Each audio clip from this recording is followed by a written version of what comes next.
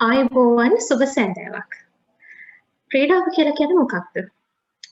ක්‍රීඩාව කියලා කියන්නේ ඇදහිය යුතු ධර්මතාවක් මිස පැනදිය යුතු පදක්කමක් නෙවෙයි කියලා ක්‍රීඩාව ගැන ප්‍රකට කියමනක් තියෙනවා.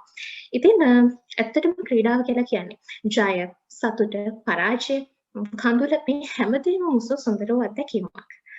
ඉවසීම, කැපවීම, අදිෂ්ඨානය, එතකොට ආත්ම විශ්වාසය, චින්තන හැකියාව මේ හැම දෙයකින්ම කැටිවෙච්ච සාර්ථක පුද්ගලයෙක් නිර්මාණය කරන්න ක්‍රීඩාවෙන් ලැබෙන අනුබලය අතිපහත්. ඉතින් අපි සියලු දෙනාම සංචරණය සීමා වෙලා අපේ සංචරණය සීමා වෙලා තියෙන වගේම දරුණු වසංගතයක් පැතිර පවතින මේ වගේ කාල පරිච්ඡේදයක ක්‍රීඩාව ගැන මාර්ගගතව කතා කිරීම කෙනෙක්ට හිතන්න පුළුවන් ප්‍රයෝජනවත් දෙයක්ද කියලා.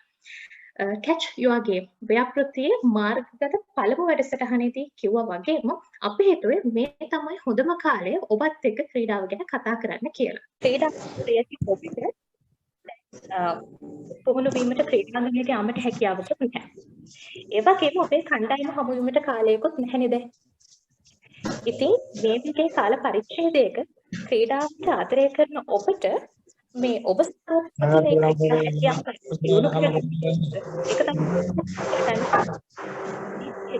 පින්වීමක් කරන්න කොළඹ විශ්වවිද්‍යාලයේ නීති පීඨ රොටරැක් සමාජය අපි තීරණය කළා. ක්‍රීඩාවට ආදරය කරන ක්‍රීඩාවට ප්‍රිය ඇති ඔබට විවිධ ගැටලු ඇති මේ කාලේ විශේෂයෙන්ම. මොකද ඔබේ ක්‍රීඩා හැකියාව දියුණු කරගන්නේ කොහොමද? මොකද ක්‍රීඩකයෙක්ට පුහුණුව කියන එක අත්‍යවශ්‍ය සාධකයක් නිසා. ඉතින් ඊළඟ කාරණාව අධ්‍යාපනයත් එක්ක කොහොමද මේ ක්‍රීඩාව සමබරව ගෙනියන්නේ? ඉතින් මෙන්න මේ වගේ බොහෝ ප්‍රශ්න ඔබට ඇති. මම හිතනවා අද මේ හෝරාව ඒ හැම ප්‍රශ්නයකටම නිවැරදි පිළිතුරු හොඳම පිළිතුරු ලබා ගන්න ඔබට හොඳම අවස්ථාව කියලා.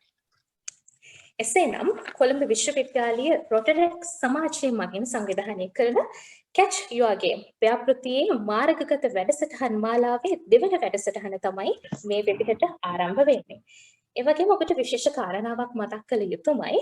ක්‍රීඩාව තුළින් පමණක් නෙවෙයි අධ්‍යාපනය කියන අංශය තුළිනුත් ඒ වගේම තමන්ගේ සමස්ත ජීවිතේනොත් ඉහළටම ගිය තම අරමුණු ජයග්‍රාහී විදිහට ඉටු කරගත් දෙපළකට තමයි අපි ආරාධනා කළේ සම්පත්දායකයන් විදිහට අපිත් එක්ක අද සම්බන්ධ වෙන ලෙස. ඔවුන් බොහොම කාර්යබහුලයි, නමුත් අපි ඒක ගෞරවනීය ආරාධනය ආදරයෙන් පිළිගෙන අද අපිත් එක්ක මේ මොහොතේ මේ දෙපළ සම්බන්ධ වෙලා ඉන්නවා. එනිසාම මේ අපේ නරඹන සහෝදර ප්‍රජාවට ඇත්තටම අපි හිතනවා මේක හොඳම අවස්ථාවක් කියලා. මොකද ඔවුන් සතුව පවතින මේ ක්‍රීඩාව සම්බන්ධ දැනුම ඒ වගේම ඔවුන්ගේ ජීවන අත්දැකීම් අද අපි ඔබ එක්ක ඔවුන් බෙදා හදා ගැනීමට සූදානම්. ඒ ඔස්සේ ඔබ සතුව පවතින මේ දැනුවත්භාවය වැඩි දියුණු වෙයි කියලා අපි විශ්වාස කරනවා. ඒ නිසා මම දැන් කැමති අපේ ගෞරවයෙන් ආරාධනා කළ සම්පත්දායකවරුන් හඳුනා ගන්න. ඒ අනුව ප්‍රථමයෙන් ක්‍රීඩා හා ව්‍යායාම වෛද්‍ය විද්‍යාව පිළිබඳ පශ්චාත් උපාධි ඩිප්ලෝමාධාරී දැනට ශ්‍රී ලංකා ජාතික රෝහල් ක්‍රීඩා හා ව්‍යායාම වෛද්‍ය විද්‍යාව පිළිබඳ රෙජිස්ට්‍රාර් වරියක් ලෙස සේවය කරනවා. ඒ වගේම හිටපු ජාතික හොකි ක්‍රීඩිකාවක වන ඇය 2011 වසරේදී ශ්‍රී ලංකා ජාතික කාන්තා කණ්ඩායම නියෝජනය කරනවා. 2011 වසරේදී කොළඹ විශ්වවිද්‍යාලයේ හොකි කණ්ඩායමේ නායිකාව බවට පත්වන්නේ ඇය. 2012 වසරේදී කොළඹ විශ්වවිද්‍යාලයේ වඩාත් කැපී පෙනෙන ක්‍රීඩිකාව විදිහට පත්වන්නේත් ඇය. ඇය නමින් වෛද්‍ය ජයති අනුපමා නානායක්කාර මෙතිණිය. ආයුබෝවන් සුබ සන්ධ්‍යාවක් ඔබතුමියට. ආයුබෝවන් සුබ සන්ධ්‍යාවක්. දැහැමි ඒ දීපු බොහොම අපූර්වට කරපු හඳුන්වා දීම ගැන මම මුලින්ම ස්තුතිවන්ත වෙනවා. ඒ වගේම දැන් මේකට මම ජොයින් වුණ ගමන්ම මට මුලින්ම ආපු අදහසක් තියෙනවා. මම හිතන්නේ මම මේක කියලාම ඉන්නම්. මම සාමාන්‍යයෙන් ගොඩක් ඒ කියන්නේ මගේ පශ්චාත් උපාධිය සහ මගේ වෛද්‍ය විශේෂ අංශය ක්‍රීඩා සහ ව්‍යායාම සම්බන්ධ. ඉතින් මේ සම්බන්ධ විද්‍යාත්මක කරුණු ගොඩක් වෙලාවට කතා කරද්දී මම මේ පුරුදු වෙලා ඉන්නේ අපි scientific terms ටිකක් ඉංග්‍රීසි වලින් පාවිච්චි කරනවා. ඉතින් ඔයගොල්ලෝ වගේ ටිකක් යෝන් කණ්ඩායමකට මට මේ වගේ කතා කරන්න අවස්ථාවක් ලැබුණේ ටික කාලෙකින්. මොකද දැන් මේ ලොක්ඩවුන් එකත් එක්ක වැඩි ඔයගොල්ලන්ගේ ගනුදෙනුවක් තියෙන එක අපේ අඩු වෙන හින්දා ඉතින් ඒ අර මේ දැහැමි මුලින්ම බොහොම ලයාන්විත විදියට වචන භාවිතා කරලා ඔයගොල්ලන් දැන් කරගෙන යන වැඩේ ගැන ඒ හඳුන්වා දීපු දේ ඇත්තටම මමත් එන්ජොයි කළා. ඉතින් මම හිතනවා ඔයගොල්ලන්ට මේ වෙලාවේ හොඳ ඉන්පුට් එකක් දෙන්න ඉස්සරහට ප්‍රෝග්‍රෑම් එක ඇතුළත ඔයගොල්ලන්ට තියෙන මේ කාලෙට කාලෝචිතව තියෙන ප්‍රශ්නවලට විසඳුමක් දෙන්න පුළුවන් වෙයි කියලා. ඉතින් ස්තුතිවන්ත වෙනවා මුලින්ම මේ වගේ වැඩසටහනක් සංවිධානය කිරීම සම්බන්ධයෙන් සහ ඇවිල්ලා ඉන්න සියලුම සහභාගී වෙලා ඉන්න පාටිසිපන්ට්ස්ලටත් මේ වගේ දෙයකට සහභාගී වෙන්න උනන්දුවක් දක්වපු එක ගැන. ඒ වගේම තමයි වෛද්‍යතුමියටත් අපි මුලදීම ස්තුතිවන්ත වෙනවා ඔබතුමියගේ කාලය වෙන් කරගෙන අපිත් එක්ක සම්බන්ධ වීම ගැන. හොඳයි. ඒ පැහැදිලි කිරීමත් එක්ක මම කැමති ඊළඟට අපි ගෞරවයෙන් ආරාධනා කළ සම්පත්දායකයා හඳුනා ගන්න. දැනට කොළඹ විශ්වවිද්‍යාලයේ කල්පනා කරන හා මූල්‍ය පීඨයේ සහකාර කතිකාචාර්යවරයෙක් වෙන මෙතුමා කොළඹ විශ්වවිද්‍යාලයේ ව්‍යාපාර පරිපාලනවේදී උපාධිය ගෞරව ජාත්‍යන්තර ව්‍යාපාර උපාධි පාඨමාලාව සඳහා පළමු පෙළ සාමාර්ථයක් හිමි කර ගන්නවා. 2019 වසරේදී ඇමල්ගමේට් සංගමේ සහභාගී වන එතුමා 2019 දී කොළඹ විශ්වවිද්‍යාලයේ රග්බි කණ්ඩායමේ නායකත්වයේ දරනවා. කැපී පෙනෙන ශිෂ්‍යයා ලෙස මහාචාර්ය JASK ජයකොඩි අනුස්මරණ රන් පදක්කමත් හිමි කර ගන්නවා. ඒ 2009 වසරේදී. ඒ වර්ෂයේදීම වසරේ දක්ෂතම ශිෂ්‍යයා බවටද පත්වනවා. 2016, 2017, 2018 සහ 2019 කියන වර්ෂයන් වල ඔහු තමයි කොළඹ විශ්වවිද්‍යාලයේ වර්ණලාභියෙකුත් උනේ. ඔහු නමින් සහකාර කතිකාචාර්ය ක්‍රිෂ්මාල් ප්‍රනාන්දු මහතා. ඔබතුමාවත් ආයුබෝවන් සහ සුබ සන්ධ්‍යාවක් කියලා අපේ වැඩසටහනට ආදරයෙන් සහ ගෞරවයෙන් යුතුව පිළිගන්නවා. ආයුබෝවන් දැහැමි ආයුබෝවන් ඩොක්ටර් ජයති ආයුබෝවන් හැම පාර්ටිසිපන්ට් කෙනෙක්ටම සුබ සන්ධ්‍යාවක්. මාත් මුලින්ම ඉතාමත් ස්තුතිවන්ත වෙනවා ගෞරවයෙන් ස්තුති කරනවා නීතිපීඨ රෝටරැක් සමාජයට. මොකද යුනිවර්සිටි ඉන්න කාලේ රෝටරැක් කියන්නේ මාත් එන්ජොයි කරපු මාත් කරපු දෙයක්. ඉතින් ඒ වගේ තැනකට ආපහු එන්න හම්බෙලා තියෙන පොඩි එක්ස්පීරියන්ස් එකක් ආපහු බෙදා ගන්න අවස්ථාව හම්බෙච්ච එක ගැන ඉතාමත් ස්තුතිවන්ත වෙනවා. දැන්ටත් මම රෝටරැක් සමාජයක සමාජිකයෙක් විදිහට වැඩ කරනවා. ඉතින් ඉතාමත් ගෞරවයක් ඉතාමත් සතුටුයි ආපහු යුනිවර්සිටි එකේ වැඩකට පොඩි විදියකට හරි දායකත්වයක් ලබා දෙන්න පුළුවන් වෙච්ච එක ගැන ඉතින් ආයෙත් පාරක් ඉතාමත් ස්තුතිවන්ත වෙනවා ඉන්වයිට් කරපු එක ගැන. ඒ වගේම ඔබතුමාටත් ස්තුතිවන්ත වෙනවා කාර්යබහුල මොහොතක අපේ ආරාධනය පිළිගෙන අපිත් එක්ක සම්බන්ධ වුණාට. හොඳයි. ඒ වගේම මේ තමයි අද අපිත් එක්ක සම්බන්ධ වන සම්පත්දායකවරු දෙපළ. ඒ දෙපළ ඇතුළු දැන් අපිව නරඹන ඔබ සියලු දෙනා සෙනෙහසින් සහ ගෞරවයෙන් යුතුව මේ අවස්ථාවට මේ වැඩසටහනට පිළිගන්නවා. ක්‍රීඩාවට ප්‍රියති ඔබට මම හිතනවා මේ හෝරාව ඉතාමත් ප්‍රයෝජනවත් වේවි. විශේෂයෙන් අපිත් එක්ක ඉන්නේ පළපුරුදු දක්ෂ ක්‍රීඩකයන් ඒ වගේම අධ්‍යාපනයේ තුලිනුත් ඉහළටම ගියපු සම්ප්‍රදායකවරුන් දෙපළක් තමයි අපිත් එක්ක සම්බන්ධ වෙලා ඉන්නේ. නිසා ඔවුන්ගේ අත්දැකීම් ඒ සියලුම කාරණා මම විශ්වාස කරනවා ඔබට අනිවාර්යෙන්ම ප්‍රයෝජනවත් සහ වැදගත් වේවි කියලා. හොඳයි. එසේනම් මේ විදිහට ආරම්භෙන්නේ Catch Your Game ව්‍යාපෘතියේ මාර්ගගත වැඩසටහන් මාලාවේ දෙවන වැඩසටහන. ආරම්භයේදීම මම කැමති ක්‍රිෂ්මාල් සර් දිහාවට යමු වෙන්න.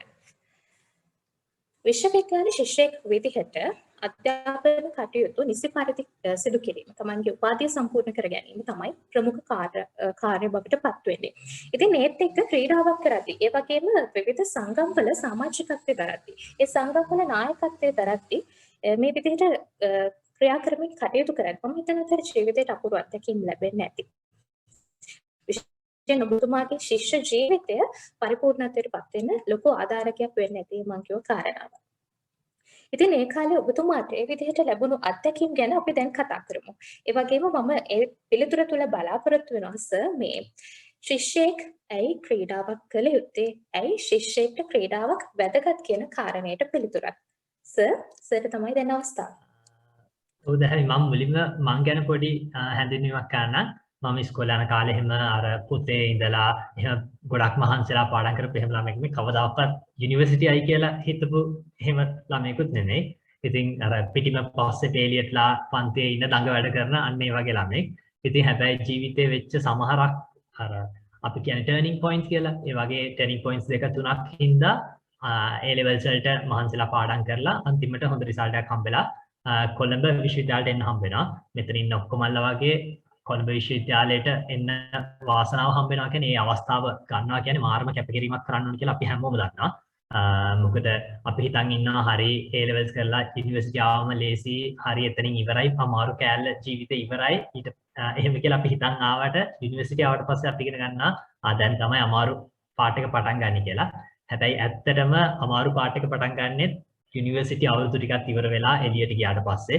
ඉතින් දැන් කිව්වා වගේ අර ඒ අවුරුදු 3ක් 4ක අධ්‍යාපන කටයුතුත් එක්ක ක්‍රීඩාවක් සොසයිටි එකක් ක්ලබ් එකක වැඩත් කරන එක ඇත්තටම ලේසි නැහැ චැලෙන්ජ් එකක්.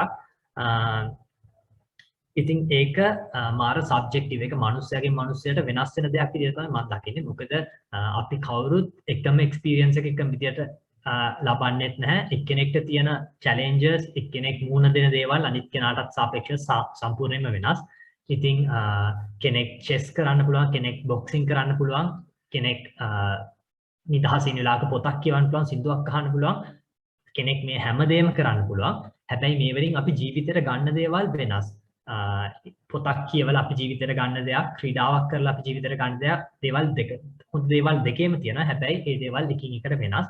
මම පෞද්ගලිකව ක්‍රීඩාව තුළින් සංගම්වල කටයුතු කරන එකෙන් ගත්ත දේවල් විදියට මම දකින්නේ කොහොමද ජීවිතේ බැලන්ස් කරගන්නේ. එක දෙයක් නැතුව කියන්නේ කොහොමද අපි සාමාන්‍ය පුරුදුලා තියෙන එක දෙයකට ફોකස් කරගෙන ඒ දේ කොහොම හරි පුළුවන් උපරිමයෙන් කරන්නේ කොහොමද කියන එක. ඒත් අපි වැඩ කරද්දී ජීවිතේ ඉස්සරහට යද්දී අපි තේරුම් ගන්නවා එහෙම එක දෙයක් නෙමෙයි. ජොබ් එක නම් ජොබ් එක විතරක් නෙමෙයි. ෆැමිලි එක, ගෙදර කට්ටිය, තව තමන්ගේ ඉස්සරහ අධ්‍යාපනය, ජොබ් එක මේ 3-4ක් දේවල් බැලන්ස් කරගන්න වෙනවා. ඉතින් මේ දේවල් බැලන්ස් කරන්නේ කොහොමද කියන එක ගැන යුනිවර්සිටි කාලේ ඉඳන්ම එක්ස්පීරියන්ස් එකක් ගන්න ඒකට ලොකු පිටුහලක් වුණා ක්‍රීඩාව සංගම්වල වැඩ කරන එක. ඒ වගේමයි ඊටමත් ලොකු ආත්ම තෘප්තියක් ලබා ගන්න පුළුවන් පහසුම හොඳම විදියක් ක්‍රීඩාවක් කරන එක. මොකද අපි වෙලාවකට දිනනවා, වෙලාවකට පරදිනවා, ජය පරාජය දරා ගන්න කොහොමද? ක්‍රීඩකත්ව ගුණාංග ඇතුළේ ගොඩක් දේවල් තියෙනවා. මේ හැමදේම කවර් කරගන්න ස්පෝර්ට් එකකින් ලොකු chance එකක් තියෙනවා. ඒ වගේමයි අනිවාර්යෙන් අපිට ස්ට්‍රෙස් එක කියන දේ එනවා යුනිවර්සිටි වැඩ කරද්දී. ඒ දේවල් මැනේජ් කරගන්න කොහොමද අපි තියෙන ස්ට්‍රෙස් එකට අමතරව තව ස්ට්‍රෙස් එකක් මේ ඇඩ් කරගන්නේ ස්පෝර්ට් එකක් කරන එකේ කොහොමද ඒක මැනේජ් කරගන්නේ, බැලන්ස් කරගන්නේ කියන එක ඉගෙන ගන්න පුළුවන්. ඒ වගේමයි අර මම කලින් කිව්වා වගේ ජීවිතේ විඳින්න තියෙන මේ අවුරුදු 4 ජීවිතේ විඳින්න පුළුවන්. ඒ කියන්නේ මේ නිදහස ආයෙත් හම්බෙන්නේ නැහැ. මේ කැම්පස් අවුරුදු වල නිදහස අපහු එළියට ගියාට පස්සේ අපිට හම්බෙන chance එක මාරම අඩුයි. ඉතින් කොහොමද ජීවිතේ විඳින්න කියන දේ අපිට ස්පෝර්ට්ස් වලින් ඉගෙන ගන්න පුළුවන්. ඒ වගේමයි ඩිසිප්ලින් සහ රෙස්පෙක්ට් කියන දේවල් දෙකත් ඉතාමත් හොඳට උගන්වනවා ක්‍රීඩාවක් තුලින්. කොහොමද විනයගරුකව ජීවත් වෙන්නේ, කොහොමද අනිත් කෙනාට රෙස්පෙක්ට් කරන්න කියන එක, කොහොමද අනිත් කෙනාට ගෞරව කරන්න කියන එක. ඉතින් මේ වගේ දේවල් කිහිපයක් තමයි මගේ ඔළුවට මුලින්ම එන්නේ මට මේ ප්‍රශ්න අහුවම හිතුණ දේවල්. ඉතින් මම හිතන්නේ මම දැහැමිගේ ප්‍රශ්නෙට උත්තරයක් දුන්නා කියලා මම හිතනවා. හොඳයි සර්. ජීවිතයේ කටයුතු කොහොමද හැම දෙයක්ම අපි බාහිර දේවල් කරන අතරතුර මේ හැම දෙයක්ම කොහොමද සමබරව පවත්වාගෙන යන්නේ? ඒ වගේම ජය පරාජය දරා ගැනීම මේ වගේ ගොඩක් කාරණා ඔබතුමා කරපු කතාවේදී මතක් කළා. මේ ඔබතුමා විශ්වවිද්‍යාල ජීවිතය තුළදී ඒ බාහිර කටයුතු කරද්දී ඉගෙනගත දේවල් විදිහට ඇත්තටම මේ දේවල් මටත් ඒ වගේම අපිත් එක්ක එකතු වෙලා ඉන්න අපේ සහෝදර ප්‍රජාවටත් මම හිතනවා ගොඩක් වැදගත් වේවි කියලා මේ විශ්වවිද්‍යාල ජීවිතය තමන්ගේ අනිකුත් කටයුතුත් සමබරව කරගෙන යාම සඳහා. ඉතින් හොඳයි. ක්‍රීඩාව කියන දේ අධ්‍යාපනයේ හදාරන කාල සීමාව හෝ විශ්වවිද්‍යාලයේ ඉන්න කාල සීමාවට පමණක් සීමා වන දෙයක් නෙවෙයිනේ. මිනිසෙක් විදිහට ක්‍රීඩාව කියන දේ හරි වැදගත් වෙනවා. ඉතින් මේ අන්න ඒ නිසා අපි කැමැති දැනගන්න මේ ශිෂ්‍යයා කියන එකට සීමා නොවි මිනිසෙක් විදිහට මිනිසෙක් විදිහට කොහොමද ක්‍රීඩාව කායික වශයෙන්ුත් මානසික වශයෙන්ුත් වැදගත් වෙන්නේ කියන වගේ මම කැමති දැනගන්න වෛද්‍යතුමියකින් වෛද්‍යතුමිය දකින වෛද්‍ය විද්‍යාත්මක පසුබිමත් එක්ක අපි මේ කාරණාව ගැන කතා කරමු. ඔව් දැහැමි. දැන් වෛද්‍ය විද්‍යාත්මක පසුබිමත් එක්කම මේක මම කතා කරන එක හොඳයි කියලා ඔයා සජෙස්ට් කරපු විදිහටම හිතනවා. අපි ගත්තොත් ලෝක සෞඛ්‍ය සංවිධානය එහෙම නැත්නම් WHO එක සෞඛ්‍ය කියන දෙයට නිර්වචන දෙනවනේ එක එක දේවල් වලට. ඒතර සෞඛ්‍ය කියන දෙයට නිර්වචන ඒගොල්ලන් දීලා තියෙන්නේ අපි නිකන් හිතන්නේ ලෙඩ රෝගයකින් තොරවීම. කිසිම ලෙඩක් හැදෙන්නේ නැතුව ඉන්නවා නම් ඒක තමයි සෞඛ්‍ය කියලා. හැබැයි මේ වගේ පටු අර්ථකථනයක් නෙමෙයි මේකට තියෙන්නේ.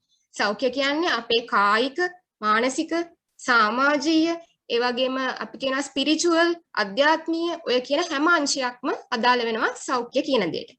එතකොට අපි ගත්තොත් ක්‍රීඩාව කොහොමද මේ එක ඒවාට අදාළ වෙන්නේ කියලා මට කියන්න පුළුවන් නම් එක සිංගල් එන්ටිටි එකක් ඔය හැමදේම සෞඛ්‍යයේ ඔය මම මෙන්ෂන් කරපු හැමදේම කවර් කරන එක සිංගල් එන්ටිටි එකක් තියෙනවා නම් that is sports and exercise. එතකොට ක්‍රීඩාව සහ ශාරීරික ක්‍රියාකාරකම් කියන ඒවායින් කායික සෞඛ්‍ය කියලා ගත්තොත් කායික සෞඛ්‍ය කියන්නේ අපේ ඇඟේ තියෙන හැම අවයව හැම සිස්ටම් එකක්ම අපේ heart එක හෘද වස්තුව අපි හුස්ම ගන්න පෙනහළු lungs ඒ වගේම අපි අපේ ආහාර මාර්ගය එතකොට අපේ සම ඔය වගේ සෑම එකීමකිනොකී හැම අංශයකින්ම අපි ව්‍යායාමයක් කිරීම මගින් ඒ පද්ධතියේ ක්‍රියාකාරීත්වය ඔප්ටිමයිස් කරනවා වඩාත් හොඳ විදියට ක්‍රියා කරන්න ගන්නවා. දැන් ඔයගොල්ලන් සමහරට ඔයගොල්ලන්ම අත්දැකලා ඇති මේ ඔයගොල්ලන් ව්‍යායාම කරනකොට ටිකක් කල් යනකොට ඔයගොල්ලන්ටම තේරෙනවා ඔයගොල්ලන්ට වෙනදට වඩා ටාස්ක් එකක් මට වෙනදට වඩා කලින් කරන්න වෙනදට වඩා හොඳට කරන්න පුළුවන් කියලා. ඒ හැමදේම වෙන්නේ අර ඔයගොල්ලන්ගේ එක එක අවයව පද්ධතියේ ක්‍රියාකාරීත්වය යහපත් වීම නිසා.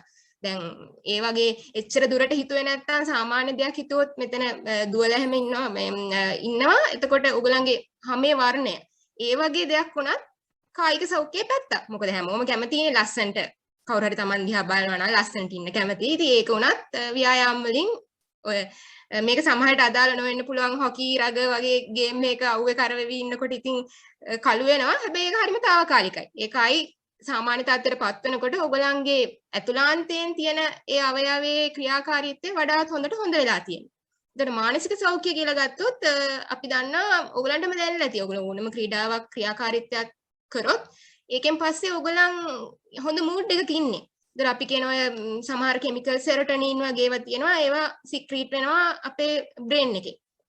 ඒතර ඒ වගේ ඒවා මූඩ් බූස්ට් කරලා ගන්නවා. එතකොට ඒ පැත්තත් අදාළ වෙනවා. ඒ වගේම තමයි ගොඩාක් ක්‍රීඩා සහ ශාරීරික ක්‍රියාකාරකම් කරනකොට ඔයගොල්ලෝ තව කාත් එක්ක හරි ඉන්ටරැක්ට් වෙනවා. ගේම් එකක් කරනකොට සමහරලාට බනිනවා, සමහරලාට hina වෙලා කතා කරනවා, විහිළුවක් කරනවා. ඒ හැමදේම ඒ සමාජීය සෞඛ්‍ය. ඒ වගේම අපි ගත්තොත් ස්පිරිචුවල් අපි එකපාරටම ස්පිරිචුවල් කිව්වම අපිට මතක් වෙන්නේ අපි භාවනාවක් කරනවා ඒ වගේ දෙයක් නේ. ඔයගොල්ලන් බලන්න සමහරලාට ඔයගොල්ලන් ස්පෝර්ට් එකේ ගෝල් එකක් ෂූට් කරනකොට ඒක ඒම් කරනකොට කොහොමද ફોකස් කරන්න කියන්නේ. ફોකස් කරන්නේ. ඔයගොල්ලන් at that point ඔයගොල්ලන්ගේ තියෙන අර හැමදේම එක දෙයකට ફોකස් කරලා ඒ වෙලාවේ ආධ්‍යාත්මික සෞඛ්‍ය තමයි එතනදී ඉස්සරහට එන්නේ.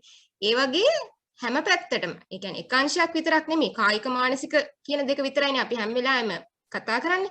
ඒ වුණාට ඊට වඩා ගොඩාක් වයිඩ් ගොඩාක් පුළුල් විදියට ක්‍රීඩාව සහ ශාරීරික ව්‍යායාම කියන දේ අපිට අදාළ වෙනවා හොඳ සෞඛ්‍ය තත්ත්වයක් පවත්වා ගන්න.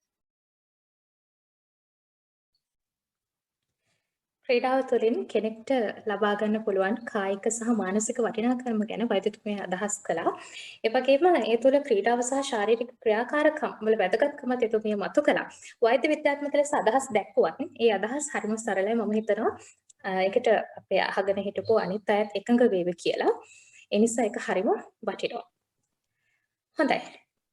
වර්තමානයේ soft skills මෘදු කුසලතා මේ මෘදු කුසලතා ඇති කර ගැනීම හරිම වැදගත් දෙයක් විදිහට තමයි සැලකන්නේ. සමාජයත් එක්ක අනුගත වෙලා කටයුතු කරද්දී අභියෝග වලට මුහුණ දෙන්න වෙනවා. මේ අභියෝග වලදී ධනාත්මකව මුහුණ දෙන්න මේ soft skills මෘදු කුසලතා ගොඩක් වැදගත්. විශේෂයෙන් සමුහ පරීක්ෂණයකට ගිය අධ්‍යාපන සුදුසුකම් වගේම දැන් මෘදු කුසලතා කියන එකත් ඉතා ඉහළින් සලකා බලනවා. ඉතින් වර්තමානයේ බොහෝ දෙනා දියුණු කරගන්න උත්සාහ කරන මේ මෘදු කුසලතා කියන කාරණාව දියුණු කර ගැනීමට ක්‍රීඩාව කොහොමද වැදගත් වෙන්නේ කියලා අපි ක්‍රිෂ්මාල් සර්ගෙන් දැනගමු. උදාහරණ කියන්නේ අපි යුනිවර්සිටි ආවට පස්සේ සාමාන්‍යයෙන් අපි ලිමිටඩ් වෙනවා අපේ ෆැකල්ටි එකට අපි දන්නේ යාළුවෝ කිහිප දෙනෙක්ට සාමාන්‍යයෙන් වෙන දේ තමයි අපි ලිමිට් වෙලා තියෙන අපේ ෆැකල්ටි එකට අපි දන්න ඒ කිහිප දෙනාට සහ අපි එක්කෝ අපේ ඉස්කෝලෙන් අපිත් එක්ක යුනිවර්සිටි ආපු වෙන ෆැකල්ටි එක කට්ටියකට ඒ වගේ කට්ටියට විතරක් අපි සාමාන්‍ය සීමා වෙනවා. හැබැයි ක්‍රීඩාව කියන දේ මේ එක එක පරිසර වලින් එක සමාජ ස්තර වලින් එක ෆැකල්ටි වලින් එක ජියෝග්‍රැෆිකල් ඒරියාස් වලින් එන කට්ටියව එකතු කරන හොඳම දෙයක් තමයි ක්‍රීඩාව. ඉතින් තව කෙනෙක්ව දැන අඳුර ගන්න, තව කෙනෙක්ගේ ජීවිතේ මොන වගේද කියලා දැනගන්න ඉගෙන ගන්න තියෙන හොඳම පාඩමක්, හොඳම පොතක් තමයි ග්‍රවුන්ඩ් එක, ඉන්ඩෝර් ස්ටේඩියම් එක, ස්විමිං පූල් එක වෙන්න පුළුවන්. ඒ වගේ ක්ලබ් එකක්, සොසයිටි එකක් වුණත් ඒ දේ වෙන්න පුළුවන්. ඉතින් කලින් කිව්වා වගේ දැන් ගොඩක් වෙලාවට ජොබ් ඉන්ටර්විව් එකකට ගියාට පස්සේ වැඩිපුරම බලන්නේ ටෙක්නිකල් ස්කිල්ස් කියන දේ කෙනෙක්ට උගන්වන්න පුළුවන්. හැබැයි soft skills build කරන්න ඒක ටිකක් කල් යන දෙයක්. ඉතින් ඒ වගේ soft skills, personality එක, ඒ වගේ දේවල් දැන්ටම shape up වෙච්ච කෙනෙක්ට ඉන්ටර්විව් එකක හම්බෙන chance එක ඉතාමත් වැඩි. ඉතින් තවත් දේවල් soft skill කිහිපයක් කියනවා නම් කොහොමද අපි කණ්ඩායමක් තනි පුද්ගලයෙක් විදියට, කණ්ඩායමක් විදියට, යුනිට් එකක් විදියට කොහොමද වැඩ කරන්නේ, කොහොමද මේ කණ්ඩායමට නායකත්වය දෙන්නේ, අලුත් ෆ්‍රෙන්ඩ්ෂිප්ස් කොහොමද බිල්ඩ් කරගන්නේ. අර මම කිව්වා වගේ අපි සාමාන්‍යයෙන් ලිමිට් වෙලා තියන්නේ අපිට සමාන අපි දන්න අඳුරන කිහිප දෙනාට. හැබැයි එහෙම වෙනස් වෙච්ච පුද්ගලයෙක් එක්ක කොහොමද මූව් වෙන්නේ කියන එක වගේ දේවල් ඉතාමත් හොඳින් ක්‍රීඩාව තුළින් ඉගෙන ගන්න පුළුවන්. මොකද අපි වැඩ කරන තැනකට ගියත් එළියට ගියත් සාමාන්‍යයෙන් අපි සාමාන්‍යයෙන් කොටු වෙලා තියෙන රාමුවෙන් එළියේ ඉන්න මිනිස්සු ගොඩක් හම්බ වෙනවා. ඉතින් මේ මිනිස්සුත් එක්ක වැඩ කරන විදිය කලින් ඉගෙනගෙන අපි මේ යුනිවර්සිටියෙන් එළියට යනවා කියන්නේ ඒක අපිට ලොකු ඇඩ්වාන්ටේජ් එකක්. ඒ වගේමයි කොහොමද දෙයක් ඕගනයිස් කරන්නේ. සමහරක් විට ෆ්‍රෙෂර්ස් ටූර්නමන්ට් එක, ඉන්ටර් ෆැකල්ටි ටූර්නමන්ට් එක, ඒ වගේ අපි විශ්වවිද්‍යාල ජීවිතේ කණ්ඩායමක්, ක්‍රීඩා කණ්ඩායමක් එක්ක වැඩ කරද්දී අපිට හම්බෙන අවුරුද්ද පුරාවට හම්බෙන දේවල් කිහිපයක් තියෙනවා. ඉතින් මේ වගේ දෙයක් ඕගනයිස් කරන්නේ කොහොමද? ඒකට ඕන රිසෝස් පර්සන් කෙනෙක් වෙන්න පුළුවන්, රෙෆරි කෙනෙක් වෙන්න පුළුවන්, චීෆ් ගෙස්ට් කෙනෙක් වෙන්න පුළුවන්. ඒ වගේ කෙනෙක්ව කොහොමද රීච් කරන්නේ? කොහොමද ඒ වගේ කෙනෙක්ට කතා කරලා අපේ ඉවෙන්ට් එකට ගෙන්න ගන්න? මේ වගේ දේවල් ඉගෙන ගන්න ලොකු අවස්ථාවක් ක්‍රීඩාව. ඒ වගේමයි ඉක්වැලිටි, එම්පති, ඒ වගේ ගොඩක් තවත් soft skills ඉගෙන ගන්න chance එක දෙනවා. මම මගේ පෞද්ගලික අත්දැකීම් දෙකක් බෙදා ගන්නම්. තව ඉතාමත් වැදගත් පාඩමක් තමයි කොහොමද දේවල් prioritize කරගන්නේ, balance කරගන්නේ කියන එක. මට මතකයි මම යුනිවර්සිටි පළවෙනිම අවුරුද්ද 2016 අපිට තිබ්බ පළවෙනි semester exam එක තිබුණේ ඒ කාලේ management faculty එකේ ලොකු halls තිබුණ නැහැ. law faculty එකේ අර ලොකු hall එකේ තමයි අපේ exams දෙන්නේ. දවසක් උදේ 9ට අපිට exam එක තිබුණේ. උදේ 6:00ට practices cut කරන්න විදියක් නැහැ, matches ළඟයි. practices ඉවරනා 8:45ට විතර 9 වෙද්දි lecture hall එකේ වාඩි වෙලා අපි exam එක ලිව්වා.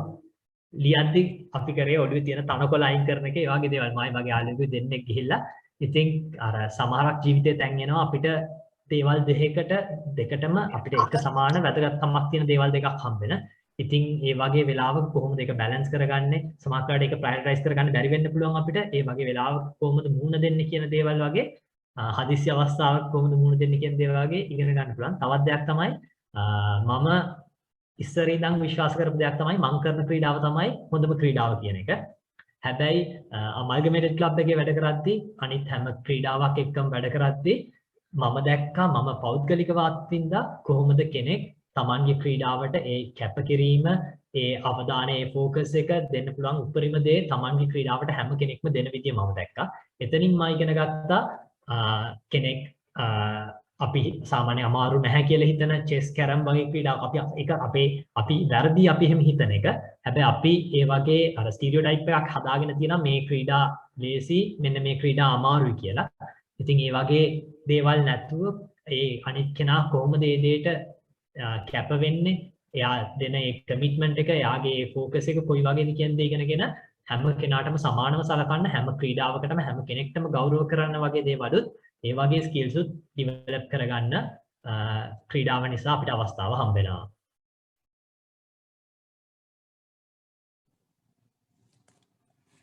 දැන් විශ්වවිද්‍යාල ශිෂ්‍යෝ විදිහට ඉන්න අපි තව අවුරුදු කිහිපයකින් සමාජයට යනවා. එතකොට මේ මෘදු කුසලතා අපිටත් ගොඩක් වැදගත් වෙනවා. ඒ නිසා ඔබතුමාගේ අත්දැකීම් එක්ක ඔබතුමා ඒ කළ පැහැදිලි කිරීම ගොඩක් වැදගත්. මේ ප්‍රශ්නේ යොමු වෙන්නේ අපේ වෛද්‍යතුමියට. රෝග කියන වචනය දැන් හරි සමීප වචනයක්. නිතරම ඇහෙනවා කොරෝනා වගේ මේ බෝවන රෝග නිසා සමාජයේ කලපුරු කාලයක් ප්‍රතිශක්තිය ගැන වැඩියෙන් කතා වෙනවා. ඒ වගේම බොහෝ පිරිස දැන් ගොඩක් අය ඉන්නේ නිවසේ. ඒ නිසා අර වෙනද වගේ දුවල පැනලා වැඩ කරන්න තිබුණ අවස්ථාව යම් තාක් දුරකට ඇහිරලා තියෙනවා. ඉතින් මේ ඒ තුල බෝ නොවන රෝග ව්‍යාප්තියටත් තියෙන අවධානම වැඩි. අන්න ඒ නිසා මේ බෝ වන රෝග සහ බෝ නොවන රෝග ව්‍යාප්තිය ඉහළ යන මේ කාලේ ක්‍රීඩාවක් කිරීම නැතිනම් ශාරීරික ක්‍රියාකාරකමක නිරත වීම කෙනෙක්ට එම අවදානම් වලින් මිදීමට ලබා දෙන දායකත්වය මොන වගේද කියලා අපි ඔබතුමියකින් දැනගන්න කැමතියි. ඔව් ඇත්තටම මේ දැහැමි මුලින්ම එකට දීපු ඉන්ට්‍රොඩක්ෂන් එකෙන් මට සෑහෙන සතුටක් ආවා. ඒ කියන්නේ ඕගොල්ලන් මේ වෙද්දිම අයිඩෙන්ටිෆයි කරලා තියෙනවා බෝ නොවන රෝග සහ බෝ වන රෝග. ඔය දෙකටම පොසිටිව් ඉෆෙක්ට් එකක් දෙන්න ක්‍රීඩාවට සහ ශාරීරික ක්‍රියාකාරකම් වලට පුළුවන් කියලා. ඉතින් ඒ දැනුම දැනටම ඕගොල්ලන් ළඟ තියෙනවා කියන එක ගැන මම හරිම සතුටු වෙනවා. හැබැයි මේ දේවල් තව ටිකක් තහවුරු කරන්න මම පොඩ්ඩක් විස්තර කරන්නම්. දැන් මේ දවස්වල හැමෝගෙම ලෙඩ රෝග කියලා ගත්තම කොවිඩ් නේ තියෙන්නේ. එතකොට කොවිඩ් කියන්නේ බෝ වන රෝගයක්. ඒ බෝ නොවන රෝග කියලා අපි කියන්නේ ඩයබටිස්, දියවැඩියාව, ඔය heart attack හැදෙන ඒවා. ඒ වගේ ඒවා තමයි අපි බෝ නොවන රෝග එහෙමත් නැත්නම් non communicable diseases කියලා ගන්න. එතකොට ඔය රෝග කාණ්ඩ දෙකෙන් communicable diseases, ඒ කියන්නේ බෝ වන රෝග, කොවිඩ් වගේ ඒවා. ඒ වගේ දෙයක් එක්ක බැටල් කරද්දී ඔයගොල්ලෝ දැනටමත් මේ වචනේ එහෙමම දැහැමි කිව්වා. දැනටමත් හැමතැනම ඇහිලා ඇති ප්‍රතිශක්තිය, immunity boosting. ඔයගොල්ලන් දැනටම දැකලා ඇති ගොඩාක් ප්‍රොඩක්ට්ස් මාකට් එකේ තියෙනවා මේකෙන් immunity වැඩි කරනවා කියලා. ඒ කියන්නේ සමහරලාට ගොඩාක් හොඳ සායනිකව තහවුරු කරපු නැති දේවල් උනත් ඕගොල්ලෝ ගන්න පෙළඹ වෙනවා මේ වගේ desperate situation එකක. ඒ වුණාට ඒ වගේ තහවුරු කරන ලද නැති දේවල් එක්ක සාපේක්ෂව ව්‍යායාම කියන්නේ මේ ප්‍රතිශක්තිය වර්ධනය කියන එකට බොහොම පැහැදිලිව සයන්ටිෆිකලි තහවුරු කරපු එක්තරා ක්‍රමයක්. සයන්ටිෆිකලි ඒක තහවුරු කරනවා කියන්නේ දැන් ගොඩක් වෙලාවට මෙඩිකල් ෆීල්ඩ් එකේ නම් කරන්නේ ඒක අපි ලොකු සාම්පල් එකක් අරගෙන ගොඩාක් කට්ටියකට ඒ කියන ක්‍රියාකාරකම දීලා ඒකෙන් ඒගොල්ලන්ගේ ප්‍රතිශක්තිය වැඩි වුණාද කියන එක ගැන හරියටම අධ්‍යයනය කරලා තියෙනවා. ඒතර ප්‍රතිශක්තිය වැඩි වුණාද කියන එක අපි අධ්‍යයනය කරන්නේ අපේ ඇඟේ ප්‍රතිශක්තිය නිපදවන විවිධ සෛල වර්ග තියෙනවා. එතකොට ඒ සෛලවල ක්‍රියාකාරීත්වය තව තවත් ඔප්ටිමයිස් කරන ඔප්නං වන එක කෙමිකල්ස් තියෙනවා. ඉතින් අන්න ඒ වගේ අපිට පැහැදිලි ඉන්ඩිකේටර්ස් කියන්නේ පැහැදිලි ඒවා මනින්න පුළුවන් දේවල්. එහෙම නැතුව ඒ කියන්නේ මට I'm feeling good ඒකින්ද මගේ ප්‍රතිශක්තිය හොඳයි කියන දේවල් නෙමෙයි. ඒවා measurable දේවල්. ඒ වගේ මනින්න පුළුවන් දේවල් වලින් තහවුරු කරලා තියෙනවා අපේ ඔය ප්‍රතිශක්තිය වඩවන සෛලවල ප්‍රමාණය වැඩි වෙනවා. ඒ සෛල සාමාන්‍යයෙන් ඒගොල්ලන් ඉන්න තැන් වලින් මොබිලයිස් වෙලා අපේ රුධිර වාහිනී පද්ධතියට එකතු වෙලා ඇඟ පුරාම යනවා. ඒගොල්ලන්ගේ ක්‍රියාකාරීත්වය වෙනදාට වඩා වැඩි වෙනවා. එතකොට ඒගොල්ලන් එක එක්කෙනා ඉන්ටරැක්ට් කරලා අපි ඔය ප්‍රතිශක්තිය කියන එක හරියට අපි තාප්පයක් බඳිනවා වගේ අපේ වටේ. එතකොට අපේ හැමෙන් වුණත් එක්තරා ප්‍රතිශක්තියක් අපිට ලබා දෙනවා. ඉතින් මේ ප්‍රතිශක්තියේ තියෙන හැම ස්ටේජ් එකක්ම ව්‍යායාම මගින් වැඩි දියුණු කරනවා සහ එහෙම වැඩි දියුණු කරන බව හොඳටම තහවුරු කරලා තියෙනවා. එතකොට ශාරීරික ව්‍යායාම ඔයගොල්ලන් අර කොවිඩ් වලින් ආරක්ෂා වෙන්න ප්‍රතිශක්තිය ලැබෙන්න මම කොවිඩ් කියන වචනේ මෙතන පාවිච්චි කරාට ඕනෑම බෝවන රෝගයකට මේක අදාළයි. ඒ වගේ තහවුරු නොකරපු දෙයක් පස්සේ යනවට වඩා තහවුරු කරපු ව්‍යායාම සහ ශාරීරික ක්‍රියාකාරකම් කියන දේ ඕගොල්ලන් ඒ බෝවන රෝග වළක්වා ගැනීම සඳහා අනිවාර්යයෙන්ම පාවිච්චි කරන්න පුළුවන් සහ පාවිච්චි කරන්න ඕනේ. ඒ වගේම තමයි බෝ නොවන රෝග ගැන අපි බලමු. ඔයගොල්ලන් සමහරට අහලත් ඇති දියවැඩියාව ඩයබටිස් හැමෝම අහන එකක්. දියවැඩියාව කියන්නේ අපේ ශරීරයේ තියෙන ඉන්සියුලින් කියන හෝමෝනයේ ක්‍රියාකාරීත්වය එක්ක හෝමෝන ප්‍රමාණය ඇඟේ මදි වෙලා එහෙමත් නැත්නම් අපේ ශරීරයේ හෝමෝනෙට රෙස්පොන්ඩ් කරන්නේ නැහැ. ඒ වගේ සිටුේෂන් එකක් හින්දා එන එකක්. ව්‍යායාම කිරීමේදී ඔය ඉන්සියුලින් කියන හෝමෝනය අපිට අවශ්‍ය වෙන්නේ අපේ රුධිරයේ තියෙන ග්ලූකෝස් ප්‍රමාණය අඩු කරන්න. රුධිරගත ග්ලූකෝස් ප්‍රමාණය ගොඩක් වැඩි වෙලා තියෙනවා කියන්නේ අපේ මුළු ඇඟටම හානිදායකයි. එතකොට ව්‍යායාම මගින් ඉන්සියුලින් නැතුව වුණත් අර රුධිරගත ග්ලූකෝස් ප්‍රමාණය අඩු කරන්න පුළුවන්. එතකොට සමහර වෙලාවට අපි දැන් පාවිච්චි කරනවා දියවැඩියාව earlyම stage එකේ මුල්ම පියවරේ අඳුරගත්තොත් සමහර විට අපිට බෙහෙත් වලටත් නොයා ව්‍යායාම මගින්ම රෝගය පාලනය කරන්නත් පුළුවන්. ඒ වුණාට අනිවාර්යෙන් ඔබේ වගේ රෝගයක් තියෙනවා නම් වෛද්‍යවරයෙක්ව දිගටම ෆලෝ අප් කරගෙන යන්න ඕනේ. ඒ වුණාට ෆස්ට් ස්ටේජ් එකේ ව්‍යායාම වලින් පමණක් ව්‍යායාම සහ රෝග පාලනයෙන් පමණක් බෙහෙතකට යන්නේ නැතුව වුණත් දියවැඩියාව වගේ රෝග පාලනය කරන්න පුළුවන්. ඒ වගේම තමයි heart attacks. අපි දන්නවා මේ හෘද රෝග කියන දේ. ඊට පස්සේ අපි කියනවා high cholesterol. ඔය වගේ බොහෝ නොවන රෝග කියලා තියෙන අර ලොකු ලිස්ට් එකක් තියෙනවානේ. ඔය හැම එකකටම අර කිව්ව විදියටම ව්‍යායාම කියන දේ ඒ කියන්නේ ඒවා මේ සයන්ටිෆිකලි ප්‍රූව් කරලා තියෙන දේවල්.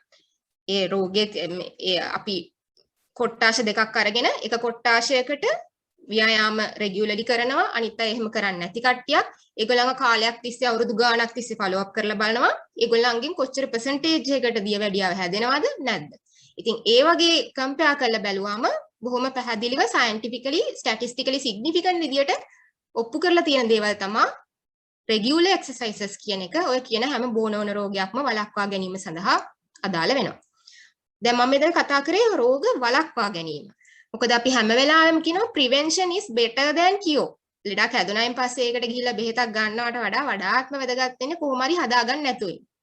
හැබැයි දැන් මම වෛද්‍ය විද්‍යාවේ මම කරන විශේෂඥ ඒරියා එක තමයි sports and exercise medicine. මේකේ දැනට ලෝකේ ඩිවෙලොප් වෙන අලුත් concept එකක් තමයි exercise is medicine.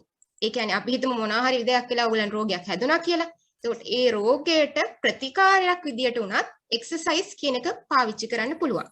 අපි දැන් සාමාන්‍යයෙන් අපේ ඉන්න රෝගීන්ට දියවැඩියා රෝගියෙක්ට අපි බෙහෙත් පෙත්තක් බෙහෙත් දැන් මෙට්ෆෝමින් කරලක් මිලිග්‍රෑම් 500ක් දවසට දෙපාරක් උදේ හවස කියනවා වගේම අපි ඒගොල්ලන්ට ව්‍යායාම කියන දේ ප්‍රිස්ක්‍රයිබ් කරනවා. ප්‍රිස්ක්‍රිප්ෂන් එකක් විදියට මෙන්න මේ ව්‍යායාමය මෙන්න මේ ඩෝස් එකෙන් මෙන්න මේ ආකාරයෙන් මේ වෙලාවට කියන තරමටම ඒ කියන්නේ exercise is medicine කියන තරමටම මේ ව්‍යායාම සහ ශාරීරික ක්‍රියාකාරකම් කියන දේ widely ලෝකෙ පුරාම accept කරන concept එකක්. එතකොට දැන් මම කියපු දේවල් නේ ඔයගොල්ලෝ පැහැදිලි ඇති රෝග වළක්වා ගැනීමට පමණක් නෙමෙයි වැළඳුණු රෝගයක් සුව කර ගැනීමට උනත් ව්‍යායාම කියන දේ ඉතාම වැදගත්.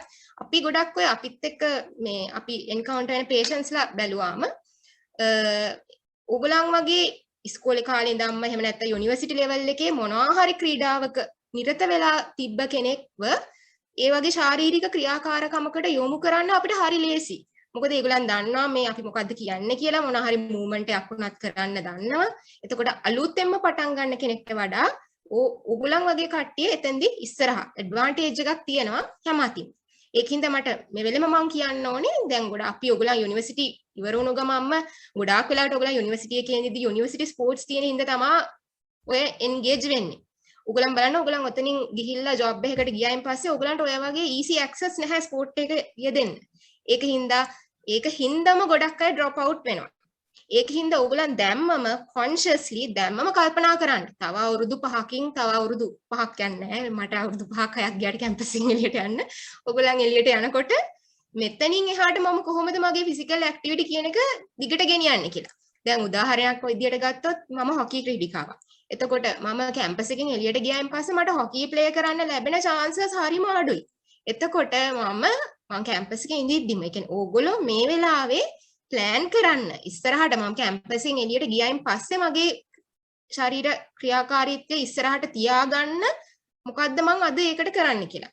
සමහර විට ඔයගලන්ට වෙන ස්පෝර්ට් එකක් කන්සිඩර් කරන්න වෙන්න ඉඩ තියෙනවා. මොකද ප්‍රැක්ටිකල් නෑනේ හැම ස්පෝර්ට් එකක්ම එහෙම කරන එක. මොකද සමහර ඒවා හරි සීමිත දෙනෙක් තමයි නිරත වෙන්නේ.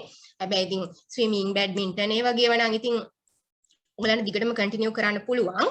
හැබැයි මම කියන්නේ ඔයගලන් අන්ඩර් ග්‍රැජුවේට් ලෙවල් එකේම දැම්මම ප්ලෑන් එකක් තියාගන්න. මොකද දැන් මම දැනට මේ කියපු හැම දේවලින්ම ඔයගලන්ට පැහැදිලි වෙනවා ඇති. වෛද්‍ය විද්‍යාව කියන්නේ සෞඛ්‍ය පැත්තෙන් ශාරීරික ක්‍රියාකාරකම් කියන දේ හැම අතින්ම ආරක්ෂාකාරී පියවරක් සහ රෝගයකට උනත් ප්‍රතිකාරයක් වෙන දෙයක්. ඒතකොට ඕගොල්ලන්ගේ දැන් තියෙන මේ ට්‍රෙන්ඩ්ස් දැනට පටන්ගෙන නැති කෙනෙක් ඉන්නවා නම් කොහොම හරි ඒකට එන්ගේජ් වෙන්න. ඒනට වැදගත්ම දේ ඕගොල්ලන් ඒ කියන්නේ යුනිවර්සිටි ස්පෝර්ට් එකක් කරනවා කියන්නේ යෝලා ඇසට්ස්. ඒතර ඕගොල්ලන්ගේ ඒ තියෙන දේ ඕගොල්ලන් කැම්පස් එකෙන් එළියට යනකොට එතනින් නවතින්න දෙන්න එපා. දැන්මම ප්ලෑන් කරන්න. How am I going to continue this? මේක දිගට ගෙනියන්න සමහරට ඔයගොල්ලන්ට ස්ට්‍රැටජිස් වෙනස් කරන්න පුළුවන් වෙයි. ඒක ප්‍රශ්නයක් නෑ. but ඒක ගැන දැන්මම කල්පනා කරලා තියන්න. මම හිතන්නේ රෝග ගැන කිව්වා ඇති. දැහැමි ඔයාගේ ප්‍රශ්නෙට මම හිතන්නේ උත්තරේ හම්බුණා කියලා මම හිතනවා. ඔව් වයිදතුමනේ හැදිලි කිරීම මේ හරි නිරවුල්. හොඳයි. දැන් මම යමු වෙන්නේ ක්‍රිෂ්මාල් සර් දෙසට. දැන් ඔබතුමා විශ්වවිද්‍යාල ශිෂ්‍යයෙක් විදිහට ඉන්න කාලේදී ක්‍රීඩාංගණයට යන්න, එතකොට කණ්ඩායමත් එක්ක ක්‍රියා කරන්න, කටයුතු කරන්න, පුහුණු වීම් වල යෙදෙන්න සංචරණ සීමාවලින් හෝ කොවිඩ් රෝගයකින් හෝ කිසිදු වසංගත රෝගයකින් බලපෑමක් අවහිරයක් තිබුණේ නැහැ. නමුත් දැන් තත්ත්වය වෙනස්. මේ දැන් මම කතා කරපු හැම දෙයක්ම වර්තමාන ක්‍රීඩකයෙක්ට, නව ක්‍රීඩකයෙක්ට අහිමි වෙලා තියෙනවා. ඉතින් තමන්ගේ පෙර තිබ්බ ඒ ක්‍රීඩා කුසලතා තාක්ෂණික ක්‍රම, එතකොට ශාරීරික යෝග්‍යතාව පවත්වා ගන්න, ඒවා ආරක්ෂා කරගන්න කටයුතු කරන්න ඕනේ කොහොමද කියන දේ ලොකු ගැටලුවක්. ඉතින් අත්දැකීම් බහුල ප්‍රවීණ ක්‍රීඩකයෙක් විදිහට ක්‍රිෂ්මල් සර් ඔබට මේ දැන් වර්තමාන ක්‍රීඩකයන්ට ඒ සම්බන්ධව ලබා දෙන්න පුළුවන් උපදෙස් මොනවද කියලා අපි මතක් කරමු.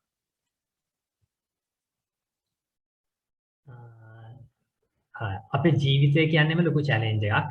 ඒකට ක්‍රීඩාව එකතු කරගත්තම අර චැලෙන්ජස් කියන එක බර වැඩි වෙනවා ඒ පැත්ත. ඒ වගේ දෙයකට ඒ වගේ කාලෙක මේ වගේ රෝගයක් ආවම ඒක ඉතාමත් අමාරු නෑ ඇත්ත. දැන් කිප් කතාව සහතික ඇත්ත. එක අතකින් මම මේ ගැන කතා කරන එක සාධාරණ නැති වෙන්න පුළුවන්. මොකද ක්‍රීඩකයෙක් විදියට අන්ඩර් ග්‍රැජුවේට් කෙනෙක් විදියට මම මේ දේ එක්ස්පීරියන්ස් කරපු නැති හින්දා. හැබැයි මම මගේ තව එක අත්දැකීමක් එක්ක ඒ දේ ගැන මගේ අදහස මම ඔයගොල්ලොත් එක්ක බෙදා ගන්නම්. 2019 දී අපි ස්ලාග් ශ්‍රී ලංකා යුනිවර්සිටි ගේම්ස් වලට පුරුදු වෙන අතරේ අප්‍රේල් මාසෙදී අපිට ඊස්ට් ඇටැක්ස් වලට මුහුණ දෙන්න වෙනවා. ඊට පස්සේ මාස ගානකට යුනිවර්සිටි එකේ ප්‍රැක්ටිස් කරන්න බෑ. ගෙවල් වලින් අපි වෙවන්නේ නැහැ. අපි එළියට යන්නේ නැහැ. මේ වගේම හැබැයි මීටලා සම්පූර්ණයෙන් වෙනස් තත්ත්වයක් තිබුණා. ඉතින් අපි ඒ කාලෙදී මේ ප්‍රශ්නෙට අපිට එකතු වෙන්න බැරුව කොහොමද අපි අපේ ටීම් එකේ ෆිට්නස්, අපේ ස්කිල්ස්, අපේ ටෙක්නික්ස් කොහොමද මේන්ටේන් කරගන්නේ කියන එක අපිට ලොකු ප්‍රශ්නයක් වෙලා තිබුණා. ඉතින් අපි ඒ කාලේ කරපු දේවල් කිහිපයක් මම ඔයගොල්ලොත් එක්ක බෙදා ගන්නම්. පළවෙනිම දේ විදියට අපි ඒ වගේම ඒ කාලේ අපිට Zoom ඒ වගේ ටෙක්නොලොජි වලට ගොඩක් අපි එක්ස්පෝස් වෙලා තිබුණේ නැහැ. ගෲප් කෝල් එකක් ගන්නවා ඒ වගේ දේවල් කරනවා. හැබැයි තව කෙනෙක්ව Zoom හරි Teams හරි Google Meet හරි ඒ වගේ දෙයකින් වෙන කෙනෙක්ව අපි මොනිටර් කරලා ඒ දේවල් කරවන්න තරම් අපි ඒ එච්චර ඇඩ්වාන්ස් ලෙවල් එකක තිබුණේ නැහැ. හැබැයි මේ තියෙන තත්ත්වෙත් එක්ක හැමෝටම Zoom කියන්නේ තවත් ජීවිතයක සාමාන්‍ය දෙයක් වෙලා තියෙනවා. ඉතින් ඒ වගේ සමහරක් දේවල් වලින් ටෙක්නොලොජි පැත්තෙන් දැන් ඉන්න අන්ඩර් ග්‍රැජුවේට්ස්ලා ගොඩක් ඉස්සරහින් ඉන්නවා. අපි ඒ කාලේ කරපු දේවල් කිහිපයක් තමයි අපි හැමෝටම හෝම් වර්ක්අවුට් එකක්.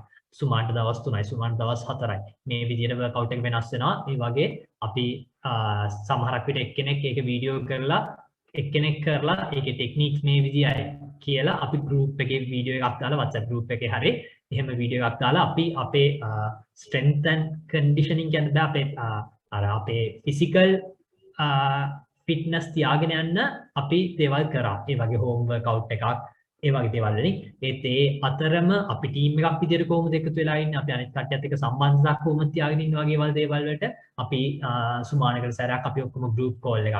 එහෙම නැත්නම් අපි ඔක්කොම අල්ලට කියනවා මෙන්න මේ මූවි එක බලන්න, මේ සුමාන ඉන්වික්ටස් බලන්න. ඒක මෙහෙම මොටිවේෂනල් මූවි එකක් අපේ ස්පෝර්ට් එක ගැන තියෙන්නේ. ඒ වගේ දේවලුත් අපි කරා ඒ කාලේදී. ඒත් එක්කම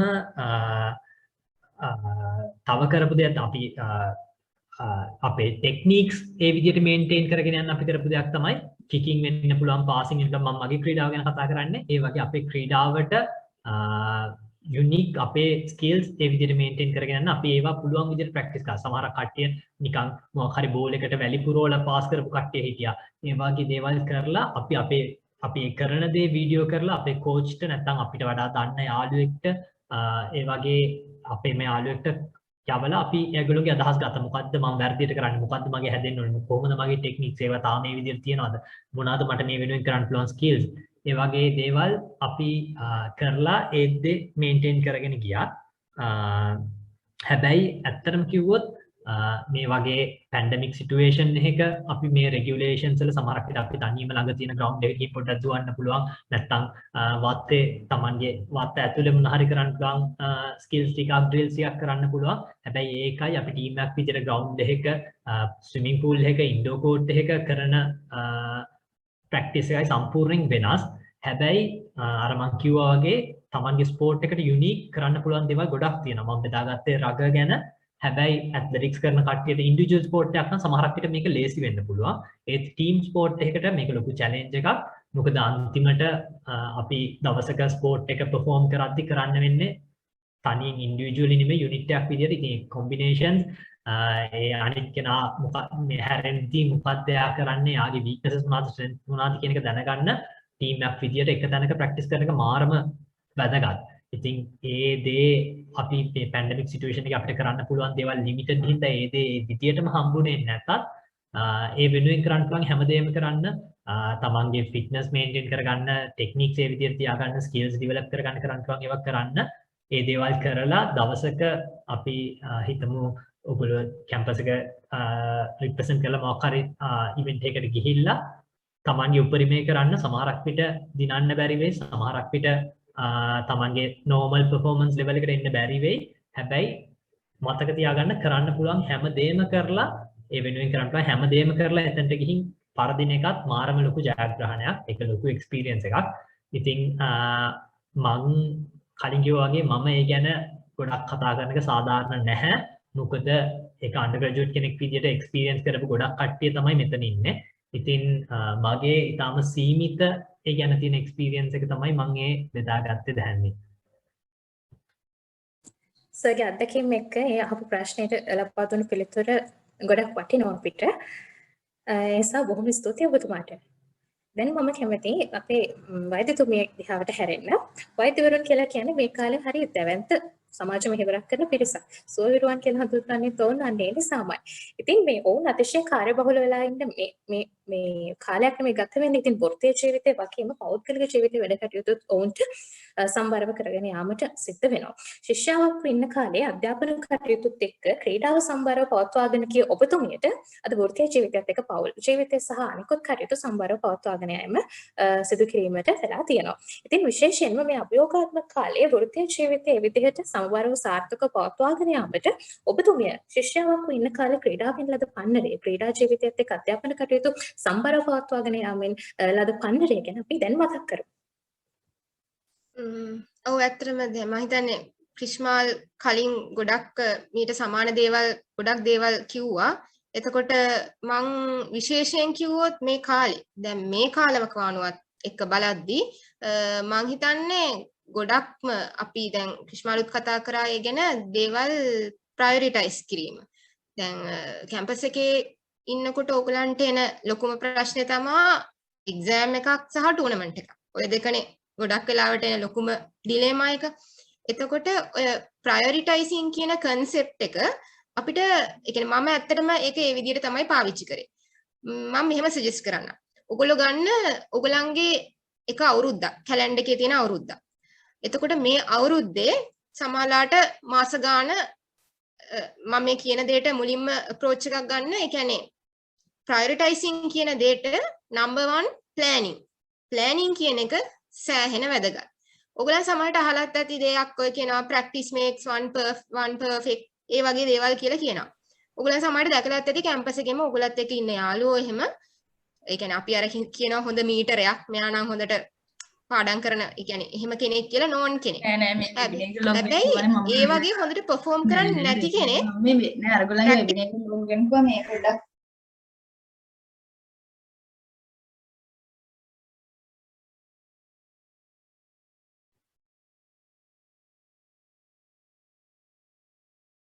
Excuse doctor. වෛද්‍යතුමිය ඔබතුමියගේ මයික්‍රොෆෝනය සමාන මම මුලින් ඉඳන් අන්මියුට් කතා කරලා තියෙනවා. හරි. හරි මම එන ආයෙ පටන් ගන්න. එතකොට මේ මම කිව්වේ දේවල් සමබරව කරගෙන යන්න මගේ වෘත්තීය ජීවිතයේදී මේ කාලෙදී මම හිතන්නේ නම්බර් 1 දේ මම ක්‍රීඩාවෙන් ගත්ත එක තමයි planning and prioritizing. planning ගැන කිව්වොත් ප්ලෑනින් කියන එක අපිට කොටස් වලට කඩා ගන්න පුළුවන්. ඒ කියන්නේ ඔයගොල්ලෝ මුළු අවුරුද්දක් ගත්තොත් අවුරුද්දට කලින් ඔයගොල්ලෝ සමහරවිට දන්නවා. ටූර්නමන්ට් එකක් එන්නේ මොන කාලෙද, එක්සෑම් එකක් එන්නේ මොන කාලෙද කියන එක ගැන සාමාන්‍ය අදහසක් එනවා. ওই දෙකම එකට ක්ලෑෂ් වෙන්න අවස්ථා එනවා.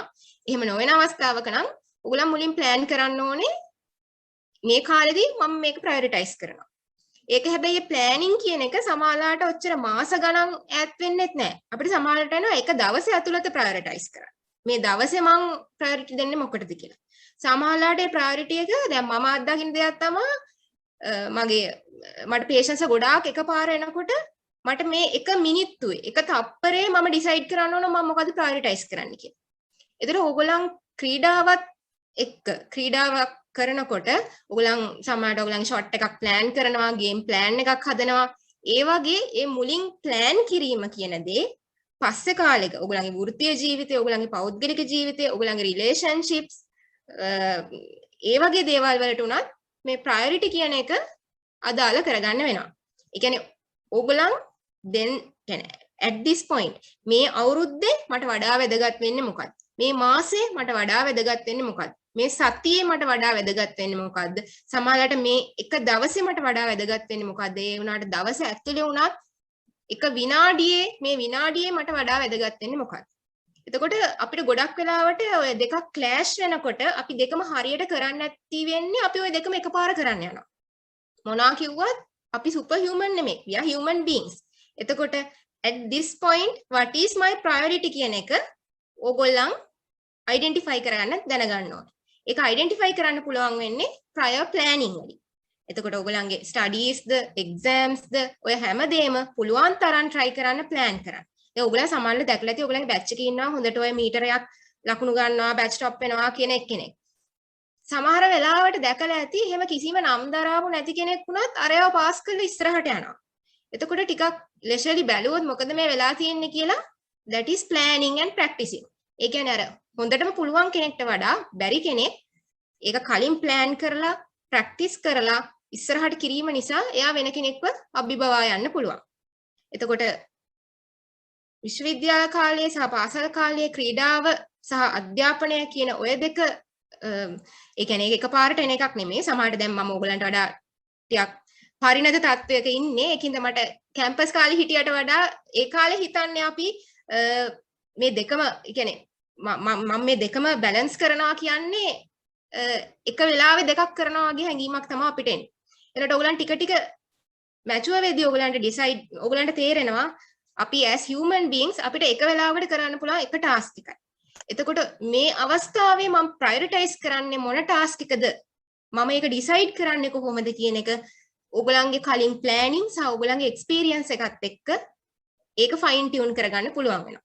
එතකොට මම දැකලා තියෙනවා සාමාන්‍ය කෙනෙක්ට වඩා ක්‍රීඩාවක් කරපු කෙනෙක්ට ඕගලන් ස්පෝර්ට් එකේදීම කරන්නේ මේ දේ හින්දා ඒක වඩා හොඳට කරගන්න පුළුවන්. ඒක තව ටිකක් ෆයින් ටියුන් කරගන්න නම් plan ahead. ඕගලන් දැන් මේ කාලේ උනත් ටිකක් ලෙෂර්ලි ඉන්න කාලයක් හින්දා තමන්ගේ ඉස්සරහ අනාගතය ගැන plan කරන්න. වෙන කෙනෙක් hina වෙන්න පුළුවන් මේව දැම්ම මේ ලංකාවට මොනවා වෙයිද දන්නේ නැහැ. මේව දැම්ම කල්පනා කරලා වැඩක් නැහැ. ඒ වුණාට එහෙම හිතන්න එපා. plan කරන්න. plan කරන එකෙන් ඔයගලන්ට ඒ මොහොතේ ප්‍රයොරිටයිස් කරන්නේ මොකද්ද කියලා අඳුනා ගන්න පුළුවන්. ඒ අඳුනා ගැනීම තුළින් ඔයගලන්ට ගොඩාක් හොඳ සාර්ථක ප්‍රතිඵලයක් ලබා ගන්න පුළුවන්. ඒ වගේම මේ අපි ඔය දැන් ඔල්රෙඩි කතා කරපු දෙයක් තමයි ඔයගලන් ඔය කැම්පස් එකේදී අපි ඔය කරන ක්‍රීඩාවත් ඒ හැම වෙලාවෙම ඉඳ මට ආපු ලොකු දෙයක් තමයි performing under stress. ඒ කියන්නේ මොනවා හරි ස්ට්‍රෙස්ෆුල් වෙලාවක් ආවොත් වැඩ වැඩි වෙලා මොනවා තිබ්බත් අර ක්‍රීඩාවත් එක්ක ඒ තියෙන පුරුද්ද එක්ක ඕගලන්ට ඒ අර ස්ට්‍රෙස් එක අපි ඒකට කියනවා මේ inverted U curve එකක් තියෙන්නේ කියලා ස්ට්‍රෙස් සහ performance අතර සම්බන්ධය කියන එක. එතකොට ස්ට්‍රෙස් එකේ එක්තරා level ඒ කියන්නේ අඩුම ස්ට්‍රෙස් තියෙනකොටත් අපි හරියට perform කරන්නේ නැහැ. අපිට එක්තරා level එකකට ස්ට්‍රෙස් එකක් ඕනි perform කරන්න. හැබැයි ඊටත් එහාට ස්ට්‍රෙස් එක ගියොත් අපේ performance අඩු වෙන්න පුළුවන්. ඔයගලන් ක්‍රීඩාවක් කිරීම තුළින් ඒ ideal stress level එක කියන එක ඔයගොල්ලෝ identify කරගන්න. එතකොට ඒක ඔයගලන්ගේ ඉස්සරහා ජීවිතයේදී රාජකාරී කටයුතු වලදී වෙන ඕනම තැනකදී පෞල් ජීවිතයේදී වුණත් ඒ ඔප්ටිමම් ස්ට්‍රෙස් කියන ලෙවල් එක අයිඩෙන්ටිෆයි කරගන්න පුළුවන් වෙනවා. ඒක ඇත්තටම ගොඩක් ඉස්සරහට වැදගත් වෙන දෙයක් වෙයි. ඒ වගේම මම හිතන්නේ තවත් මම ගොඩක්ම අත්දකින්න දෙයක් තමයි ටීම් වර්ක් කියන එක. ස්පෙෂලි හෙල්ත් සෙක්ටර් එකේදී අපි කිසිම දෙයක් ඒ කියන්නේ රෝගියෙක් ආවයින් පස්සේ යාට ප්‍රතිකාර කිරීම තනිකර ටීම් වර්ක් එකක්. එතකොට එක්කෙනෙක් ටීම් ලීඩර් කෙනෙක් ඉන්නවා. එයාගේ ඒ ඔපිනියන් එක එයාගේ අදහස අරගෙන හැමෝම සින්ක්‍රොනයිස් වෙලා වැඩ කරන්න. ඒ කියන්නේ ඒක ක්‍රීඩාවේදී ඔයගොල්ලන් කැප්ටන් කියන දේ අහලා යාට ඉන්පුට් එකක් දීලා ඔක්කොම එකතු කරලා ගෝල් එකකට යනවා වගේම ඒකත් මම හිතන්නේ ගොඩක් වැදගත් දේවල් ඉස්සරහා ජීවිතයේදී. ඒකින්ද ඔයගොල්ලන් දැනට ඔය කරන දේවල් හැම එකක්ම මම දන්නවා ස්පෝර්ට් එකක් කරනකොට මේක අපි ඉබේම කරන දේවල් මේවා. එකම දේ දැම්මම පොඩ්ඩක් කල්පනා කරලා බලන්න ඉස්සරහා ඔයගොල්ලන් හිතන් ඉන්න වෘත්තියක් තියෙනවා නම් මොනවා හරි දෙයක් තියෙනවා නම් ඉස්සරහා ජීවිතේ කරන්න බලාපොරොත්තු වෙන දේවල් තියෙනවා නම් ඒව ගැන දැම්මම ප්ලෑන් එකක් හදන්න.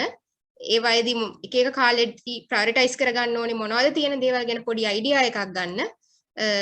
ඒ වගේ දේවල් ඒ කියන්නේ ඔයගොල්ලන්ට දැනට ඔල්රෙඩි තියෙන ඔය එක්ස්පීරියන්ස් එක මම ඉස්සරහට ගිහිල්ලා කොහොමද පාවිච්චි කරන්නේ යුටිලයිස් කරන්නේ කියන එක ගැන පොඩ්ඩක් මම හිතන්නේ හිතුවොත් ඇති. ඒ ගැන කල්පනා කරා නම් ඔයගොල්ලන්ට ගොඩක් ප්‍රයෝජනවත් වෙයි. ඒ නිරෝල් පැහැදිලි කිරීමට වෛද්‍යතුමියට ගොඩක් ස්තුතියි. දැන් මේ මම ඊළඟට අහන ප්‍රශ්නය ටිකක් පෞද්ගලික කාරණාවක් වගේ දෙයක්. මේ ප්‍රශ්නේ මම කතිකාචාර්යතුමාගෙන් වගේම වෛද්‍යතුමියගෙන් කියන මේ දෙපළගෙන්ම අහනවා.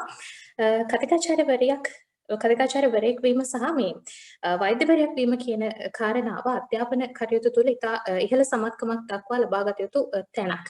ඉතින් මේ එහෙම නැතිව ඔබ දෙපළට අද ඔබ ඔය ඉන්න තැනට එන්න පැමිණීම හරි දුෂ්කර වෙන්න පුළුවන්. සමාජයේ තියෙන මතයක් තමයි මේ වගේ ඉහළ අරමුණු තියෙන කෙනෙක් ඒ වගේ තැනකට යන්න නම් තනිකරම අවධානය දෙන්න ඕනේ අධ්‍යාපනය කියන දෙයට විතරයි කියන එක. ඒතර බාහිර සියලු දේවල් අයින් කරන්න ඕනේ කියන එක. ඉතින් සමාජයේ තියෙන මේ මතයට අභියෝග කරමින් ඔබ දෙපළ ක්‍රීඩාව වගේම අධ්‍යාපනය කියන ක්ෂේත්‍රය තුළ ජයග්‍රාහී ගමනක් මේ වන විට ඇවිත් තියෙනවා.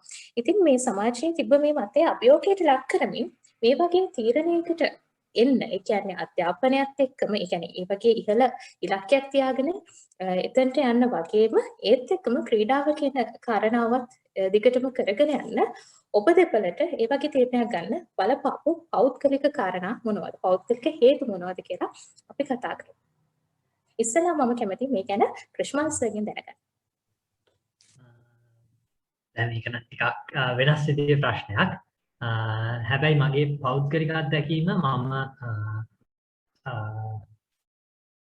සෑහෙන කාලෙකින් නම් දන්න කාලෙක මතක කාලෙකින් නම් මම ස්පෝර්ට්ස් එක්ක පොඩි හරි සම්බන්ධයක් තිබුණා. ඉතින් කවදාවත් මේක මට බරක් මේක මට බර්ඩන් එකක් මට මගේ ජීවිතය ඉස්සරහට ගෙනියන්න අමාරු දෙයක් වුණ නැහැ. මට පෞද්ගලිකව ඒක ජීවිතය ඉස්සරහට ගෙනියන්න පිටුවහලක් වුණා. හැබැයි ඒක කෙනාගෙන් කෙනාට වෙනස් වෙනවා. මොකද මට හිටපු සපෝට් සිස්ටම් එක නෙමෙයි වෙනත් කෙනෙක් ඉන්නේ. මගේ පෞද්ගලික මම විශ්වාස කරන දෙයක් දෙවියන් වහන්සේ. ඒ වගේම මගේ අම්මා තාත්තා ගෙදර කට්ටිය ඒ වගේ තවත් කියන්න බැරි තරම් ගොඩක් පිරිසකගේ කන්ට්‍රිබියුෂන් එක ප්‍රතිඵලයක් විදිහට තමයි මම අද මෙතන ඉන්නවා නම් ඉන්නේ. ඉතින් ඒ වගේ දෙයක් වෙනත් කෙනෙක්ට ඊට වඩා අඩු වැඩි විදියට ඒ කන්ට්‍රිබියුෂන් එක ඒ සපෝට් සිස්ටම් එක හම්බ වෙන්න පුළුවන්. ඉතින් මට කවදාකවත් ඒක බරක් වුණ නැති නිසා ඒක මගේ ජීවිතේට තවත් දේවල් එකතු කරගන්න පුළුවන් තැනක් පුළුවන් ලොකු ඔපචුනිටි එකක් වෙච්ච හින්දා මට කවදාවත් ක්‍රීඩාව ක්ලබ් සොසයිටිස් වගේ දේවල් අතහැරලා ඉස්සරහට යන්න හිතුනේ මම තවත් දෙයක් තමයි ඒ හැම දෙයක්ම කලින් අපි කතා වුණා වගේ චැලෙන්ජස් මේ ඔක්කොම අපේ ජීවිතේ එක එක කාලවල අපිට හම්බෙන චැලෙන්ජස්.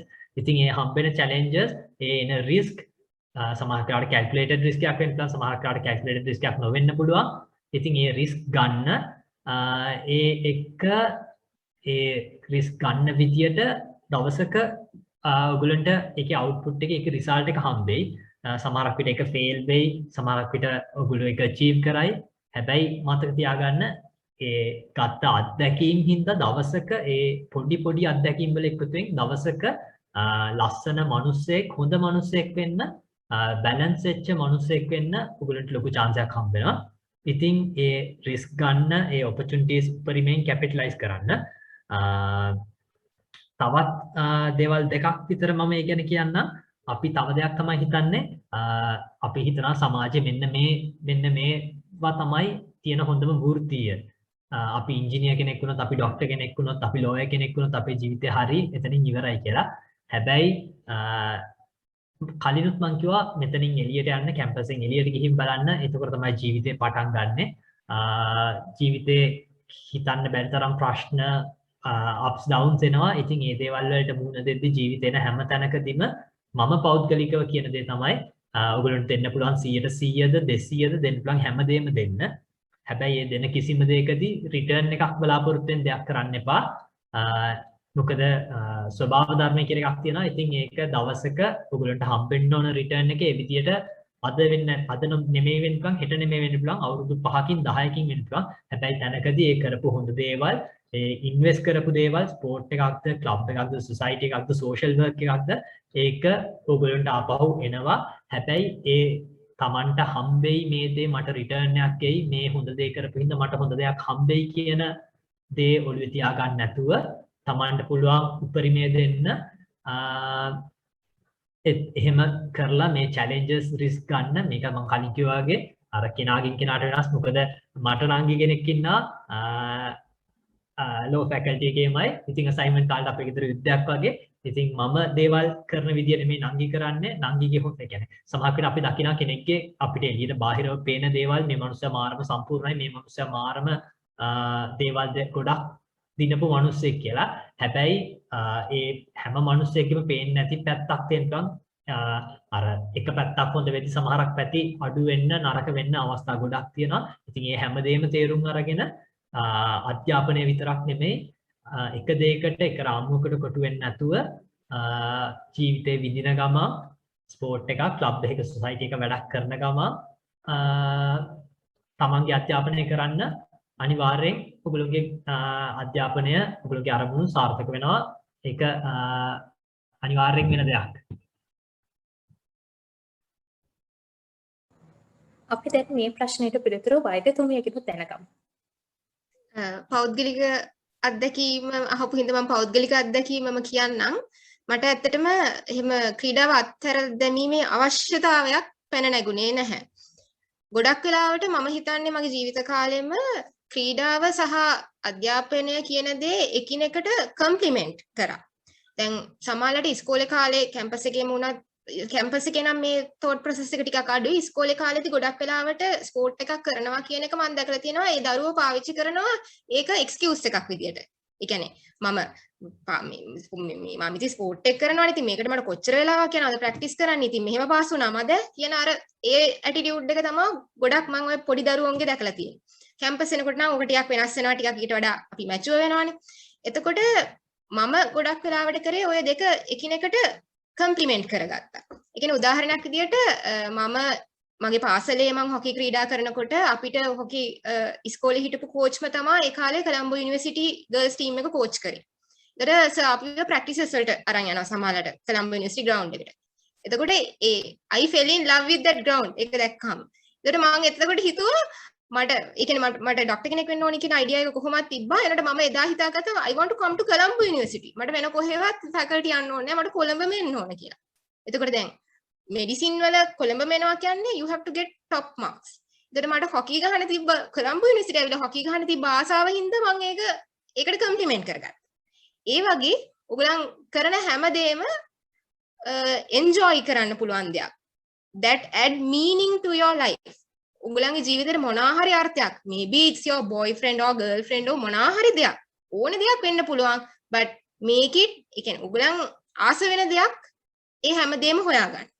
සමහර වෙලාවට ඉතින් මේක ප්‍රැක්ටිකල් නොවෙන්න පුළුවන්. එනවාට ඒක it work from me. තව උදාහරණයක් තමයි මම හිතන්නේ මම O level exam තියනකොට තිබුණා මේ අපේ ජාතික මහා ක්‍රීඩාවලේ කොළඹ දිස්ත්‍රික් කණ්ඩායම නියෝජනය කරන්න අපි ට්‍රයල් එකක් තිබ්බා. ඒ ට්‍රයල් එකට කොහොම හරි එතකොට 11 වසරේ හිටපු කවුරුවත් ඇවිල්ලා හිටියේ නෑ. අපේ ඉස්කෝලේ දෙතුන් දෙනෙක් විතරයි ගියේ. අනිත් කවුරුවත් ආවේ නෑ. මොකද එතකොට දැන් O level exam එකට තව සතියයි දෙකයි ඒ වගේ කාලයක්. කියන්නේ ළඟම තිබ්බේ. එනකොට ඒ කාලේ මට හරි ආසාවක් තිබ්බා මේක ගිහිල්ලා ප්ලේ කරන්න. එතකොට ඒක මම කම්ප්ලිමන්ට් කරගත්තේ මට ලැබෙන පොඩි වෙලාව තියෙන දැන් මම ඒ ස්පෝර්ට් එක කරේ නැත්තම් සමහරලාට මම පැයක් කරන වැඩේ මම ඒ දවස්වල මට ලැබෙන විනාඩි 15 වෙන මම විනාඩි 15න් එක කරනවා. ඒ කියන්නේ අර වෙලාව හරිම කාර්යක්ෂම විදියට මොකද මම අන්ඩර් ස්ට්‍රෙස් නේ. මට තියෙන වෙලාව හරි ලිමිටඩ්. ඒකේ ඒ තියෙන ලිමිටඩ් වෙලාව efficiently පාවිච්චි කරන්න පුළුවන් වුණා. ඒකයි මම හිතන්නේ ගොඩක් වෙලාවට මට අතහරින්න හේතුවක් උනේ නැත්තේ ඔය දෙක කම්ප්ලිමෙන්ටරි විදියට පාවිච්චි කරපු හින්දා. සහ ගොඩාක්ම අනිත් උන දේ තමයි ඒක එන්ජොයි කරපු එක. ඒ කියන්නේ දැන් මේ රෝගීට ප්‍රතිකාර කරලා ඒ ලබන එන්ජොයිමන්ට් එක සහ ක්‍රීඩාව කරලා ඒ ලබන එන්ජොයිමන්ට් එක කියන එක ඒ දෙකෙන්ම ඒ ලැබපු එන්ජොයිමන්ට් එක සහ කම්පැනියන්ෂිප් එක. ඒ කියන්නේ මම හිතන්නේ අපි ඉස්කෝලේ ක්‍රීඩාවක් මේ ස්පෙෂලි ටීම් ගේම් එකක් කරපු කෙනෙක් මේක දන්නවා. ඒ හැදෙන ෆ්‍රෙන්ඩ්ෂිප්ස් ජීවිත කාලෙටම ගොඩක් වෙලාවට ඉස්සරහට යන ඒවා.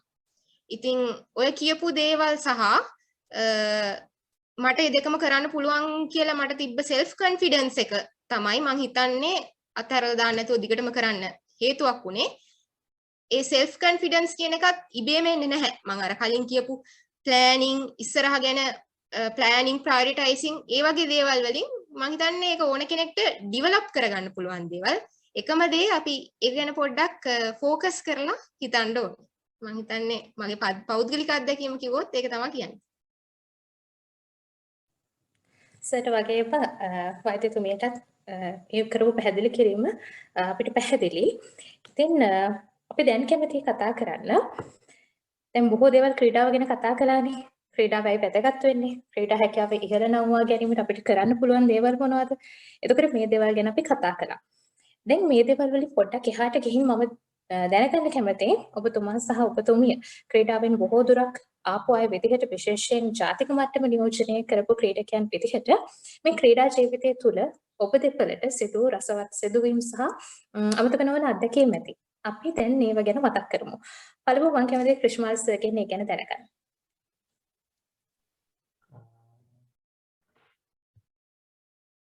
අමතක නොවන සිදුවීම් කිව්වත් නම් ග්‍රවුන්ඩ් එකේ ගත කරන හැම දවසක්ම ඇත්තටම අමතක නොවන දවසක්. විශේෂ සිදුවීම් විදියට ග්‍රවුන්ඩ් එකට යන්න බයම දවස බර්ත්ඩේ එක දවස. මොකද ග්‍රවුන්ඩ් එකට යන විදියට නෙමෙයි ආපහු එළියට එන්න හම්බ වෙන්නේ. ඉතින් ඒ වගේ ගොඩක් දේවල් තියෙනවා, ගොඩක් මතක සටහන් තියෙනවා ග්‍රවුන්ඩ් එක නිසා හම්බ වෙච්ච. තවත් ඒ වගේ ගොඩක් මම දන්නේ ඒක අපි රග ටීම් එකේ හින්දා දන්නේ ඒ ගොඩක් දේවල් ප්‍රසිද්ධිය කියන්න අමාරු තත්ත්වයේ අමතක නොවන සිදුවීම් තියෙන. ඉතින් මම හිතනවා මේක මේ වගේ දේවල් බෙදා ගන්න තිබ්බනම් කියලා. හැබැයි අර කන්ස්ට්‍රේන්ට් එක තියෙනවා. ඒක සමහරක් ගොඩක් කියන්නේ අමතක නොවෙනම සිදුවීම් තියෙන දේවල් බෙදා ගන්න ටිකක් අමාරුයි. ඒත් ග්‍රවුන්ඩ් එකේ ගත කරපු හැම දවසක්ම අමතක නොවන සිදුවීමක්. මගේ පෞද්ගලිකව ගත කරපු හොඳම අත්දැකීමක්, හොඳම අමතක නොවන දෙයක් තමයි සුමාන දෙකක් සම්පූර්ණයෙන් මාතර නැවතිලා ඉන්න උනා ස්ථාග්ගික කාලේ. එක දවසක් ගියා ටීම් එකක් එක ඕපනින් සෙරමනි එකට බස් එකේ ගියා. ආපහු ගෙදර ආවේ ඒ සුමාන දෙකටම එක දවසයි. ඒ තඳින්න ඇඳුම් නැති හින්දා ආපහු ඇඳුම් ටිකක් අරන් යන්න රෑ ගෙදර ආවා. පහුවෙන්දා ආපහු ගෙදර ආයි මාතර ගියා. සති දෙකක් සම්පූර්ණයෙන් කවුරුත්ම නැතුව එක ටීම්ස් එක්ක හොස්ටල්ස් වල කාගේ හරි මාතර, මොකද අපේ අවුරුද්ද ස්ථාග්ගය තිබුණේ මාතර. ඉතින් අමල්ගමේටඩ් ක්ලබ් එක රිප්‍රසන්ට් කරලා ගොඩක් ඒ කියන්නේ කොළඹ අපිට තියනවා වගේ නෙමෙයි ඒ වගේ ස්පෝටිං ෆෙස්ටිවල් එකක් අරහෙ තියෙද්දි ටීම් එකකට උදව් කරන්න ඉන්න කට්ටිය මාර සීමිතයි. ඉතින් ටීම් එකට කෑම ගේන්නද, වතුර ගිහින් දෙන්නද, ඉන්ජරි එකක් වුණාම බලන්නද, කවුරු හරි හොස්පිටල් ගෙනියන්නද, ඒ වගේ හැමදේම හැම ටීම් එකක් එක්කම මේ වගේ ලොකු කාලයක් ගත කරන්න chance එකක් හම්බුණා. ඒක මගේ ජීවිතයේ අමතක නොවෙනම සිදුවීමක්. යුනිවර්සිටි ජීවිතේ ස්පෝර්ට්ස් හින්දා හම්බ වෙච්ච දැනට මතක් වුණ දේ ඒක තමයි මිහිරි.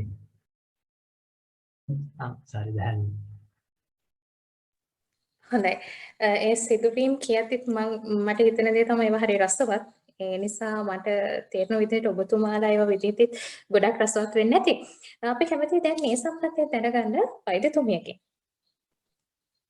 මම හිතන්නේ අපි අමතක නොවන සිදුවීම් මට පෞද්ගලිකව ගත්තොත් ඒ සිදුවීම අමතක නොවන දෙයක් වෙලා තියෙන්නේ ඒකත් එක්ක ඇසෝසියේට් වෙච්ච ෆීලිං එක මම ඒ වෙලාවේ ලැබපු එක්ස්පීරියන්ස් එක මම හිතන්නේ මගේ කියන්නේ මට අමතකම නොවන දෙයක් තමයි මම 7 වසරේ 8 වසරේ ඉන්නකොට ඉස්කෝලේ ඒක තමයි මුලින්ම වයස 13න් පහළ අපේ ටූර්නමන්ට් එකක් පළවෙනි වතාවට ඕගනයිස් වෙලා තිබ්බේ ඊට කලින් අපි ප්ලේ කරලා තිබ්බ අන්ඩර් 15 6 වසරේ 7 වසරේ අන්ඩර් 15 ප්ලේ කරලා තිබ්බ ඉතින් ඒ අන්ඩර් 15 ටීම් එකක අපි ඉන්නකොට අපි කවුරුවත් ගණන් ගන්නෙත් නැහැ එහෙමනේ අන්ඩර් 13 කියන්නේ අපි සීනියර්ස්ලා වුණායින් පස්සේ ඒකත් එක්ක ආපු රෙස්පොන්සිබිලිටි එක ඒකට අපි ඉන්වෝල්ව් වෙච්ච විදිය ඒ කියන්නේ ඒකට අපි අර හදවතින්ම ඉන්වෝල්ව් වුණා ඒ ටූර්නමන්ට් එකට ඒ ටූර්නමන්ට් එකේ ෆයිනල් එකේ කියන්නේ අනිත් එක අපි ප්‍රැක්ටිස් කරපු විදිහට අපි දැනන් හිටියා we are the best කියලා වෙන කාටවත් අපිට ගහන්න බෑ we are going to get the championship කියලා හැබැයි ෆයිනල් මැච් එකේදී අපිට against goal එකක් වැදුනා. ඒතර අපි down. දැන් මැච් එක ඉවර වෙන්න තව විනාඩියක්වත් නැහැ. අපේ කැප්ටන් පිටිපස්සේ ඉඳන් අඬනවා. බෑ මේක අපි පරදින්න බෑ. අපි මේ චැම්පියන් වෙන්න ආපු එක. මට හොඳට මතකයි ඒක ඉවර වෙන්න තිබ්බේ ඒ කියන්නේ තප්පර 30කටත් අඩු වෙලාවක් තිබ්බේ ෆයිනල් විසිල් එක බ්ලෝ කරන්න. මම දීපු පාස් එකකින් මගේ හිටපු අනිත් ටීම් එකේ කෙනෙක් ගෝල් එකක් ස්කෝර් කළා. ඉතින් 7 වසරේ 8 වසරේ කියන්නේ ඒ වෙලාවේ ඒ කියන්නේ අපි මානසිකව බිඳුවටම වැටිලා හිටපු වෙලාව. ඒ බිඳුවට වැටිලා හිටපු වෙලාවේ අන්තිම මොහොත වෙනකන් අපි ඒ ෆයිට් කරලා ඒක වින් බැක් කරා කියන එක ඒ කාලේ වෙනකොට ඒ කාලේ හරිම ලොකු එක්ස්පීරියන්ස් එකක්. ඊට පස්සේ ගොඩාක් කණ්ඩායම් නියෝජනය කරා දිස්ත්‍රික්කය පාසල ශ්‍රී ලංකා කණ්ඩායම් පවා නියෝජනය කරා. එනවාට ඒ අර මුල්ම කාලේ ඒ ලැබපු ඒ අත්දැකීම ඒ වෙලාවේ ඒ ලැබුණ ෆීලිං එක ඒ කියන්නේ that I can do anything we can do anything බිඳුවටම වැටලා හිටියත් අපිට ආයි ඒක ඊට පස්සේ 1-all draw වුණා ඊට පස්සේ අපිට එක්ස්ට්‍රා ටයිම් එක හම්බුණා එක්ස්ට්‍රා ටයිම් එකේ අපි ගෝල් දෙකක් දුකද ගහලා අපි චැම්පියන්ෂිප් එක ගත්තා මම හිතන්නේ තාමත් ඒ කියන්නේ දැන් මට අවුරුදු 32ක් වෙනවා තාමත් මම ගොඩාක් චෙරිෂ් කරන එක්ස්පීරියන්ස් එකක් ඒක ඒ වගේම තව එකක් කියන්න මම කොලම්බෝ යුනිවර්සිටි මම කැප්ටන් කරපු අවුරුද්දේ මට ටූර්නමන්ට් එක ප්ලේ කරන්න බැරි වුණා මොකද මට ඩෙන්ගු හැදුණා ටූර්නමන්ට් එකට දවස් කීපයකට කලින් ඒ කාලේ අපේ හිටපු ටීම් එකෙන්ම ඒ කියන්නේ නැෂනල් රිප්‍රසන්ට් කරලා ඔය වගේ හොඳ ඒ කියන්නේ මං ගැන ලොකු එක්ස්පෙක්ටේෂන් එකක් තිබ්බා ඒ ටීම් එකට නැචරලි හැබැයි මම ප්ලේ කරේ නැති වුණාට ඒ ටූර්නමන්ට් එකේ මගේ වයිස් කැප්ටන් සහ මගේ ටීම් එකේ අනිත් මෙම්බර්ස්ලා ගෲප් මැච් එකේ ඉඳන්ම ඒ කියන්නේ ඒගොල්ලන්ට මුලින් ෂොක් එකක් වුණා මම මේක ප්ලේ කරන්නේ නැහැ කියන එක. ඒ වුණාට how they recovered from that point ඒ වෙලාවේ ඉඳන් ටික ටික build up කරලා මම ප්ලේ කරන්නේ නැහැ කියන ෆැක්ට් එක accept කරලා මුළු ටීම් එකක් විදියට ඒගොල්ලෝ එකට ප්ලේ කරලා මම හිතන්නේ ඒ ටූර්නමන්ට් එකේ අපි 3rd place එක ගත්තා. එතකොට ඒ දැනිච්ච ආඩම්බරය ඒකත් මට අද වෙනකනුත් තියෙන කොහොම ඒ කියන්නේ මම ප්ලේ කරේවත් නැති ටූර්නමන්ට් එකක්. ඒ වුණාට මගේ ටීම් එක how they made me feel කියන එක අදටත් මම බොහොම ආසාවෙන් මතක් කරන තවත් ඒ වගේ සිදුවීමක්. ප්‍රිෂ්මල් සර්ගේ සහ වෛද්‍යතුමියගේ ඒ රසවත් අත්දැකීම් මේ වැඩසටහන තවත් රසවත් කරා කියලා මම විශ්වාස කරනවා විශේෂයෙන් මේක ඒ දේවල් මතක් කිරීම රසවත් අවසානයක් වේවි මේ වැඩසටහනට. අපි දැන් බොහෝ කරුණු කාරණා අසා දැනගත්තා. මම හිතනවා අපේ නරඹපු අපේ සහෝදර ප්‍රජාවගේ හිතේ තිබුණ ප්‍රශ්නත් නිරවුල් වෙන්නේ නැති කියලා. එසේනම් කොළඹ විශ්වවිද්‍යාලයේ නීතිපීඨ රොටරැක් සමාජයේ Catch Your Game ව්‍යාපෘතියේ මාර්ගගත වැඩසටහන් මාලාවේ දෙවන වැඩසටහනේ සමාප්තිය සමගින් ඔබ එක් වෙලා ඉන්නේ. අපි හිතන ඔබට ක්‍රීඩාව සම්බන්ධයෙන් විශේෂයෙන්ම සම්ප්‍රදායිකවරුන්ගේ ඒ දැනුම ඔවුන්ගේ අත්දැකීම් නිසා ඔබේ ක්‍රීඩාව සම්බන්ධයෙන් තිබූ දැනුවත්භාවය වැඩි වෙන්නේ නැති ජීවිතයට තවත් දැනුමක් එකතු වෙන්නේ නැති කියලා. අනිත් කාරණාව තමයි අද අපිත් එක්ක සම්බන්ධ වුණු සම්ප්‍රදායකයන් කවුද කියලා මම මතක් කරන්නම්. ශ්‍රී ලංකා ජාතික රෝහලේ ක්‍රීඩා හා ව්‍යායාම වෛද්‍ය විද්‍යාව පිළිබඳ රෙජිස්ට්‍රාර්වරියක් වන වෛද්‍ය ජයත අනුපමා නානායක්කාර මැතිණියත් කොළඹ විශ්වවිද්‍යාලයේ කළමනාකරණ හා මූලපීඨයේ සහකාර කතිකාචාර්ය ප්‍රිෂ්මල් ප්‍රනාන්දු මහතා තමයි අද අපිත් එක්ක සම්ප්‍රදායකවරු විදිහට මේ වැඩසටහනට සම්බන්ධ වුණේ. කතිකාචාර්යතුමා සහ වෛද්‍යතුමිය බොහෝම කාර්යබහුලයි. නමුත් අපි කරපු ආරාධනයෙන් ගෞරවණීයව පිළිගෙන අපිත් එක්ක සම්බන්ධ වුණාට අද ඔබ දෙපළටම බොහොමත්ම ස්තුතියි අපේ ගෞරවනීය ස්තුතියි මේ අවස්ථාවේදී මම පුද කරනවා. ඒ ලබා දුන්න අවවාද බෙදා හදාගත් අත්දැකීම් මම හිතනවා අපේ නරඹන ඔබ සියලු දෙනාටම ගොඩක් ප්‍රයෝජනවත් වේවි කියලා. ඒ වගේම තමයි කොළඹ විශ්වවිද්‍යාලයේ සියලු පීඨ නියෝජනය කරමින් සම්බන්ධ වුණු පළමුවන දෙවන සහ සිව්වන වසරවල සහෝදර සහෝදරියන්ට සංවිධායක මණ්ඩලය ඇතුළු නීතිපීඨ රොටරැක් සමාජයේ සියලුම සමාජිකයින්ට මේ අවස්ථාවේ මම ස්තුතිවන්ත වෙනවා. Catch Your Game ව්‍යාපෘතියේ තවත් වැඩසටහන් මාලාවක් ඉදිරියටත් ක්‍රියාත්මක වෙන නිසා මේක తాවකාලික සමුගැනීමක් පමණයි. ඉතින් ආරාධනා කරන ඔබට Catch Your Game ව්‍යාපෘතිය සමග දිගටම රැඳෙන්න කියලා. පවතින වසංගත සමය ඉක්මනින් දුර වී සුවදායි අනාගතයක් ක්‍රීඩාශීලී හෙටක් ඔබට ලැබේවා කියලා මම ප්‍රාර්ථනා කරනවා. එසේනම් නැවතත් ක්‍රිෂ්මාල් සර් සහ වෛද්‍යතුමියට මම ගොඩාක් ස්තුතිවන්ත වෙනවා. එසේනම් අපි Catch Your Game ව්‍යාපෘතියේ මාර්ගගත වැඩසටහන් මාලාවේ දෙවන වැඩසටහන මේ විදිහට සමාප්ත කරනවා. ඔබ සියලු දෙනාටම සුබ දවසක්. ආයුබෝවන්.